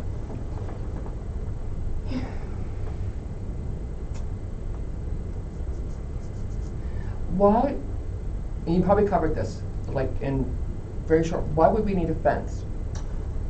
The problem we're having in the backyard there.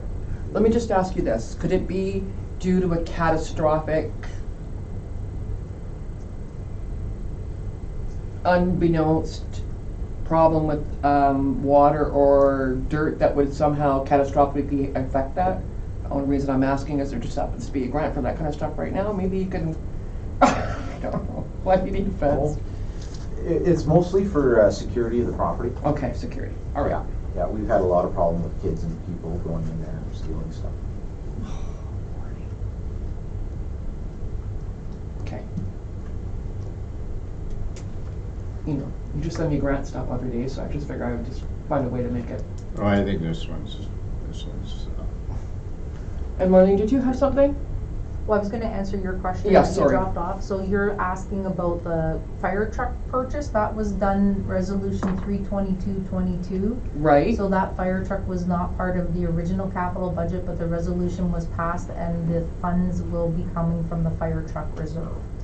So, that means that in 2022, you had assigned $59,765 in capital amount for the fire department that was not truck. Correct. The truck was not included in that original budget. That's So if I correct. take that resolution, that truck off the overspend, then I'll know how much we had left from last year. Yeah. Okay. But you will have to remember that the resolution says 95,000 plus tax and blah, blah, blah. on Yeah, that, and so fees. There will be more than the 95 that's sitting in that GL. Damn it. She gives it and then she takes it away.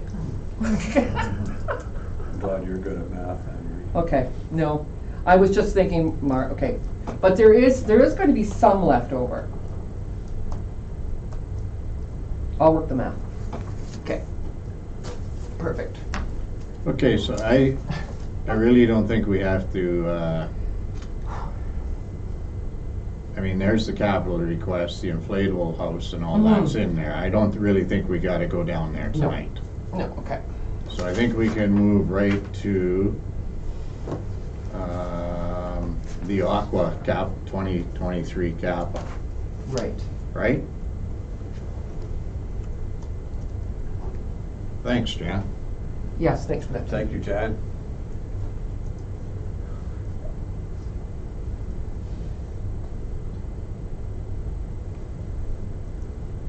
Again, lots of moving parts. Mm-hmm.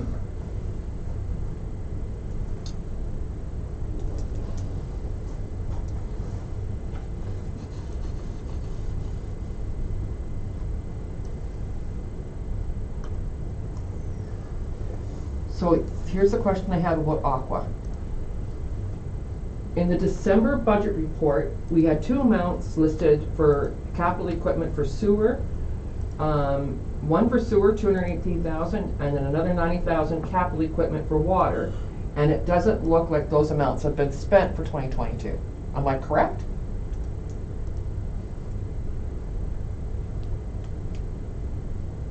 You didn't hear? He's talking to you, sorry.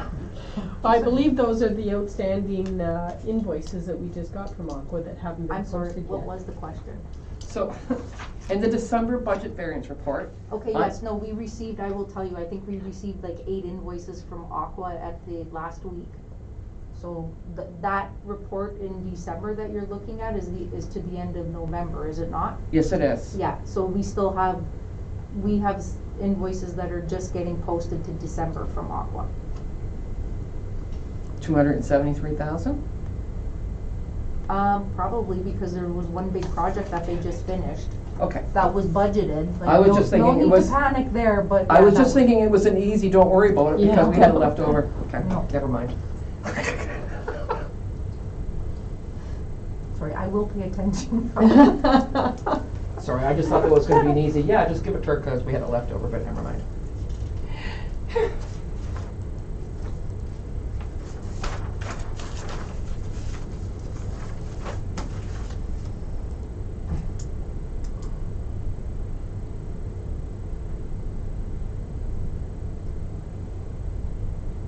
So I guess I always get confused with when it comes to the water. These dollar amounts, why are they not coming out of the water and sewer budget? Because are some of these not directly related to distribution of water? Not in terms of capital for the building? Like- Yeah, that's confusing. It's always. Like these. Well, no, these- minor maintenance is operating, is what she's saying. It's the rest that's not. Yeah, but Marlene? this 10 grand for the smart meter for chlorination, that has to do with the distribution of water, so that should come out of water sewer funding. No, that has to do with water treatment. Which then is still making water. Yep. Yeah, so what are the rules for? So should that money not be coming from water sewer bills, not from taxation? Is where I'm always confused. And not confused, but I just don't, like, I've had it explained to me 500 times probably, but it's always such a gray area. Right. To me, that falls into, that has something directly to do with making the water safe, so it has to go into water funds, does it not? Or From out no? of water reserves, you mean? Yeah. like Okay. From water billing. From is water what I'm reserves. talking about, yeah. Okay, Not from taxation. so Marlene wants to answer you. Yes, Yeah. On yes. with your information that you have presented here, you'll see that, it's color coded, so it says, like, the blue stuff is stuff that's included in your operating budget. Right. Whether it's water or it's sewer. The yellow stuff has to do with, it's a capital expenditure where it's not really part of, normal activities that go on in either plant or distribution or whatever, right? Okay, Capital generally, is not fully funded by your water department because your capital has to do with, all infrastructure, right? So although it may be water or not, there is no requirement for capital water or sewer to be funded through the operating departments. Can you say that again, Marlene? I'm just writing it down. yeah. It's recorded, you know that, right? The meetings are. You can always go back. Forget about that. Okay, so the argument is that, there's no way that you will be able to fund all of your capital projects out of your water and sewer operating rates. Okay, Like, when you passed your water and sewer operating departments, you Yes. still were not putting away into reserve what was being recommended to be put away into reserve. So there's no way that you're going to be able to spend $200,000 or whatever on a capital through your water and sewer rates. The idea is, your taxpayers benefit from treated water. All taxpayers benefit from treated water. Right? Right? But not all taxpayers have access to treated water 24 hours a day, 7 days a week. I would disagree with that statement. But I would disagree with that, because we know what goes on. That's a conversation for another day. But at the end of the day, because there has been some confusion, there is no requirement, and Nathan will reiterate, because I don't want to step on his toes here, but there is no requirement for your water and sewer operating to be funding all of your capital projects. Many smaller municipalities have to look towards general taxation to cover some of these big capital costs. So when it's on this capital projects list here, then it's funded outside of the operating budget. And this is money that we're setting aside for specific capital projects. Off this. But there's two starred areas on the bottom. Here's the report here. That was the capital projects we had assigned for 2022, one to sewer, one to water. So they were outside of the sewer and water operating budget, which you always are telling me water and sewer operating expenses have to be funded, self-funded. So these capital projects then are tax funded. So they would be part of our budget. Not always. So I guess that's my issue, is the grayness of it, and it's hard because there's some people who aren't happy about the grayness of that, and it's hard to make it clear if it's not black and white. Is generally your operating expenses are covered with the user fees when you look into capital. Right. It's through general taxation. But sometimes it is through the water or sewer reserve. The one thing that I do want to point out on here, because part of the spreadsheet, the 35,000 for the process optimization, that's a carryover project. So you've already raised the money in 2022. You'll be transferring that money for the year end for 2022, and then transferring back. So you're not double raising the money. Right, and the other item was the one below it where it has to do with the SCADA computer upgrade. Right. Right, so in 2022, you had $10,000 budgeted for that. That wasn't done, so this 30,000 includes the 10 from 2022, and there's an additional requirement for 2023. What SCADA does, that's gonna have, it's a computer system, it's hardware, it's software, it's necessary. Yeah, no, she explained that to us on our tour, good, yeah. because I would not pass that quiz, I will tell you that. But I did want to point out that these two items, like I said, the 35,000 was already budgeted, so it's not money that you have to raise again in 2023. You're looking for $20,000 in the SCADA computer upgrades, in addition to the 10,000 that you budgeted, you levied. Yes. In 2022. So that drops a little bit of what what the request actually is. So the unspent expected capital equipment expenses for sewer and water that were not spent in 2022 can be transferred over to reserves and then transferred back in and That's not have any taxation effect. Yes. So Correct. once we get these final numbers, we'll know what we had, That's what right. we've got left. Yeah. Okay. Any expectation on what that number would be? Ballpark?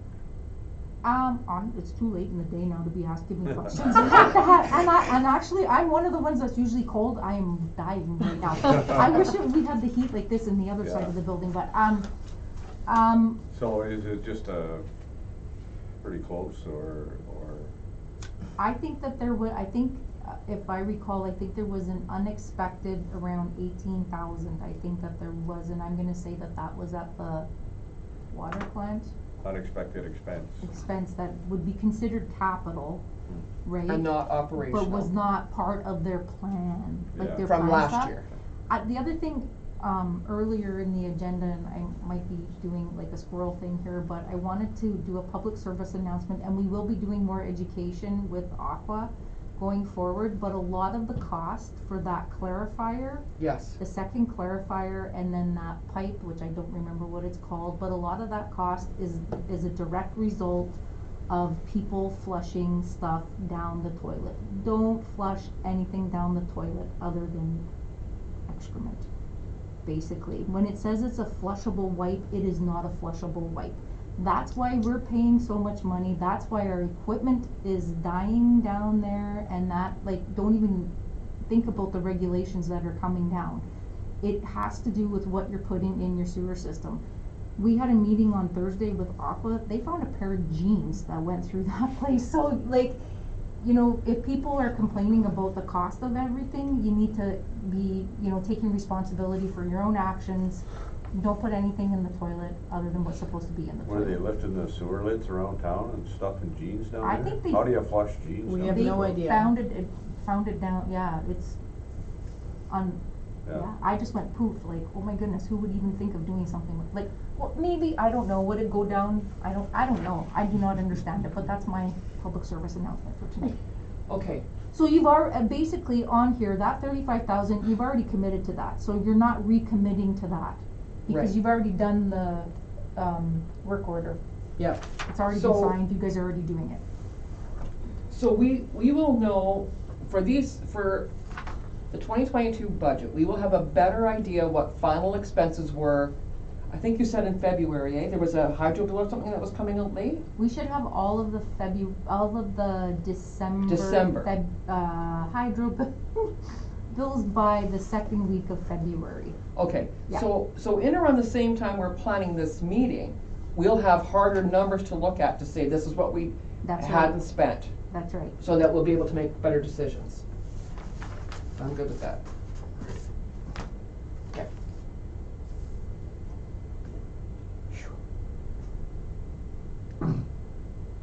Now my question is the $90,000 expense here, Yeah, why ain't we going out trying to find some money? we are actively looking for grant money. It's been missing in the process, so, I mean, it's been kind of ignored, and it needs to be addressed. So we have, had Kim looking for some grant money there.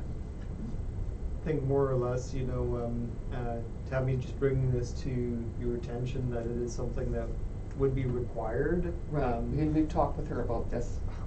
We want to find funding in order to cover it, but just depending on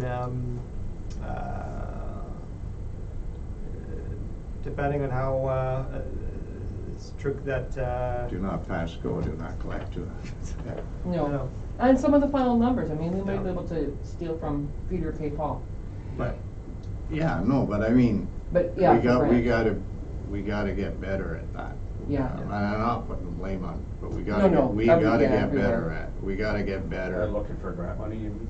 Yeah, and Looking it for cutting off grant some money expenses, yeah. to cover certain expenses. Not just here, not just in water and sewer, but I mean, Everywhere. that Everywhere. definitely, you'll see later on in the meeting if we get to that part. We got a budget review coming up with Patty, and, that's gonna be one of the things, is we gotta get Hey, some, we need we gotta get this. some You water gotta and do money sewer for us, money. yeah. We gotta get some water and Yeah. sewer money, but we gotta get that sewer money. Yeah. Anyway, that's here nor there. Yeah. We Thank have you. to get better at it. Okay. 90,000 doesn't seem like a heck of a lot of money. It's a It's heck a of a lot. lot of money for a little town. It Yeah. is, it is for us, yeah. And it's all regulation, so it's a tough thing, 'cause Oh, you no, have to. for No, sure. and you do it. explained to us why we Yeah. need, we come 100% get it, but it's Yeah. just, But how do we get better at that? Pursuing that grant money with Well, we do get like hundreds of thousands of dollars of grant money each year. Yeah. It's, just continuing it, right? Well, no, and we do, it's just, Yeah. It's so time consuming for you, or, I mean, Well, that's part of strategy and part of the FSBA position, like one of their main Yeah, okay, focuses and that was her. is applying for Mhm. every grant. We have a grant inventory service where we take a Yeah. look at all the grants Yeah. available. Yeah. And we like, we're at the point where, pursue it. Do we? we're at the point where, we need to stop what we're doing and look at our infrastructure and fix some of our infrastructure, and we're gonna get nailed to the cross, cause we're not gonna be doing anything except fixing our old infrastructure, but nobody's gonna see that.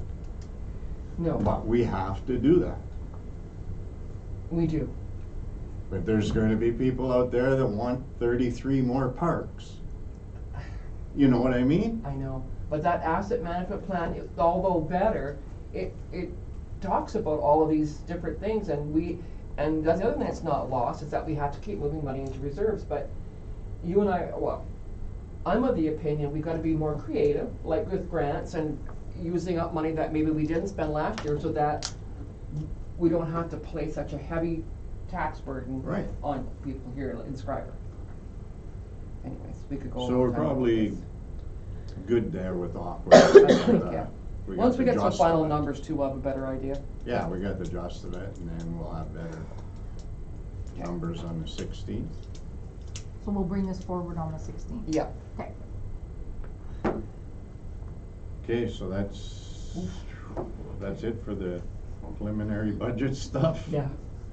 Okay, moving on to other business. The NOMA 2023 conference information. This will be at the Victoria Inn Hotel and Convention Center in Thunder Bay. It's gonna be happening Wednesday, April 26th to Friday, April 28th. Generally for this one, we have, I think myself and is it 2 counselors that typically attend, Cecile? Usually all council. All council attend Nova? It is in Thunder Bay. The two, when they're in Thunder Bay, but all of council is not gonna be able to attend, I don't think. No, I expect to be away during these dates. I won't be here in town. Okay. But I can go, Cool. Nathan. I'll go, yeah. Dave, you're going? I work. Oh, you work? Yeah. And so I would say, we haven't booked rooms, right?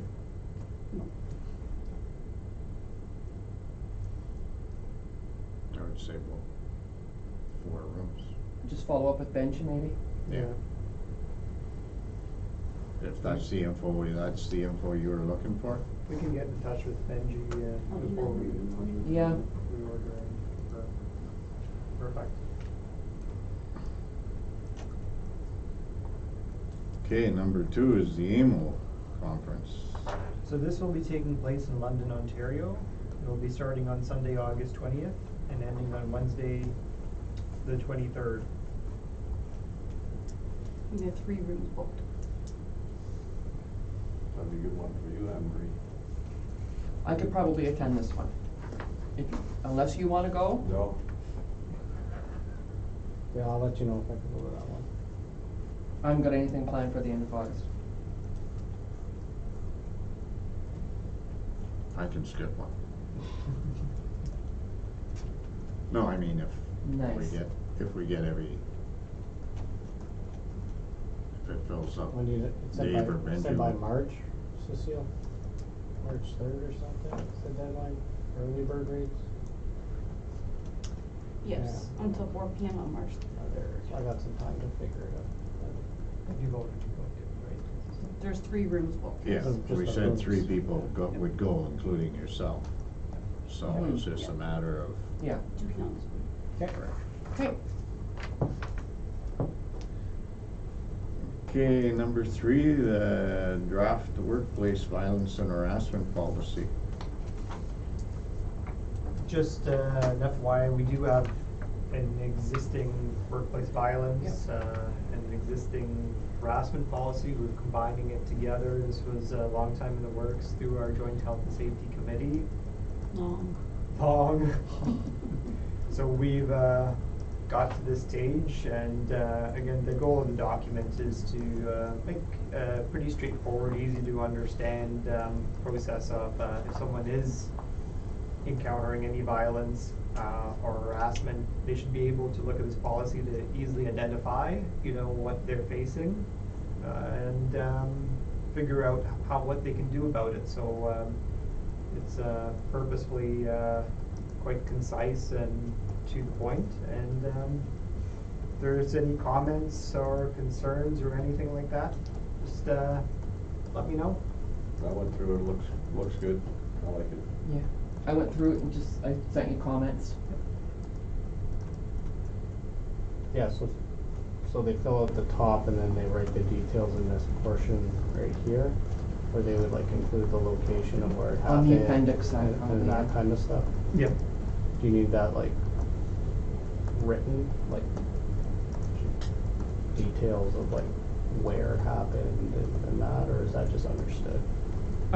With all what you say incidents, I have to get everything in writing, Yeah. so. No, I know, I'm thinking of like my work, how Okay. our form, it's Mhm. like date, time, location, and all that is on there, so I'm wondering, do we need that, like, you just don't have a location anywhere on here? Oh, yeah, That- that I could update, That's certainly. just something I would maybe add, Yep. just like where it took place. Yeah, exactly. Can definitely update that form. Yeah.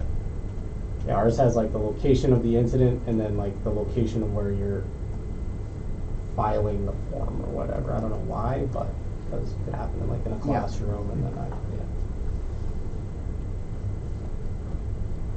Okay, number 4, the flag request.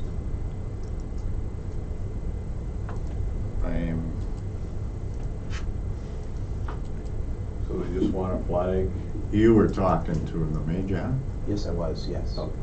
And So- you understand it better than? Yeah, they're looking for a flag from her hometown, Yeah. that would be put in She's a like a Schreiber girl. retirement shadow box. Yeah, no, I got that, but Yeah. from my understanding, they want a Canadian flag, like they don't want the Township of Schreiber flag. They did request a Canadian flag, yeah. That we've actually No. used. Now, that said, I never clarified whether they knew a town flag existed. Like, that's, I mean, I got no problem, I know Debbie personally, I got no problem. so they just I want got a no picture problem doing it, I just wanna be They want a picture of clear. it flying. of the flag flying, so it could be a new flag, you put it up, take For a one day, picture, take the picture and in the and box then- it goes. And then that's the flag. I thought it was cool that they were asking for one that specifically had been flown over Yeah. the municipality. I thought that was cool. But It's a cool idea. But it may be worthwhile, like to Jan's point, maybe they don't realize that there is a municipal flag. Yeah. Would that be something they would rather I have? can ask them. Yeah. There's also the possibility they want both. Yeah, so, In general, then, is council okay with this? Yeah, Yes, yeah. yeah. I'm okay with it, anybody However, that which way you Yeah, proceed no, with that's- it. Yeah. I mean, somebody Okay. that spends grew their up whole here career and. Yeah. Still We'll feeling. take care of it then. Yeah, it's that's kinda neat that people that grew up here still have that strong connection to the community. It is, yeah. I thought that was really cool. Very important. Okay, number 5. These are the federal budget consultation meetings, as Mayor Mullins was discussing here. It's an opportunity for us to request potentially funding for our wastewater treatment plant. Again, a key element that we're looking for funding and we keep lobbying for funding is for that UV project. There's an opportunity to attend in person and there's an opportunity to attend via Zoom. So I can certainly put it on here. I replied already and said to send me a Zoom link. Okay, just to do virtually. I don't know if anybody else has, but. okay. So you're gonna put it up here? I can put it up Sure. there. Yeah, that's what we were thinking of doing, is Perfect. doing the, The Zoom at 2:00. The only thing Right. is, you can probably only do 2 counselors here, so. so you're Oh, already shoot, registered? right, Council right. meeting. So you're listen, registered? I mean, I'm- no, that's, and now, that was the whole intent, was bring it Yeah. up tonight. Me and Nathan were talking about Yep. it. And we can't have everybody, we can't, you know what I mean? No, because that's a council meeting, no. So even if a couple of you want to attend here, and I'll just keep it the registration I get from home. As long as someone keep asks for forgetting that. money. Pardon me? So as long as someone asks her for money. then- Yep. Yeah, no, we're Yeah. gonna put something together, yeah.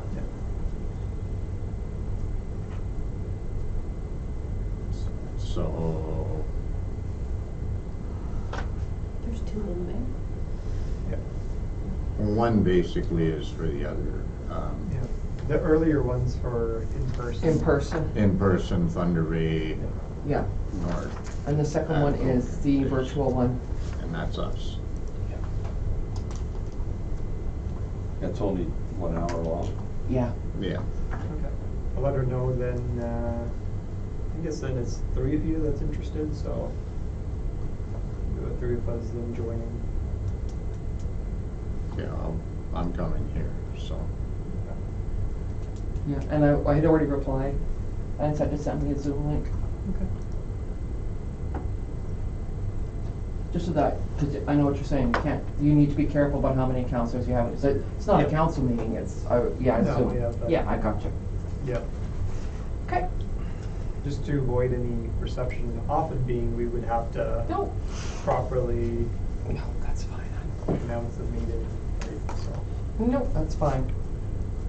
Right, so, okay, number 6, February 2023 meeting schedule.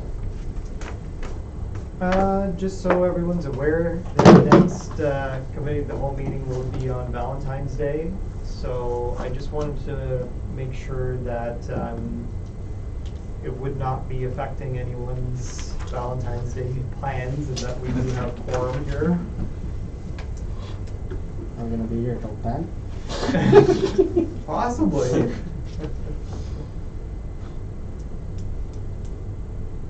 There any preferences to?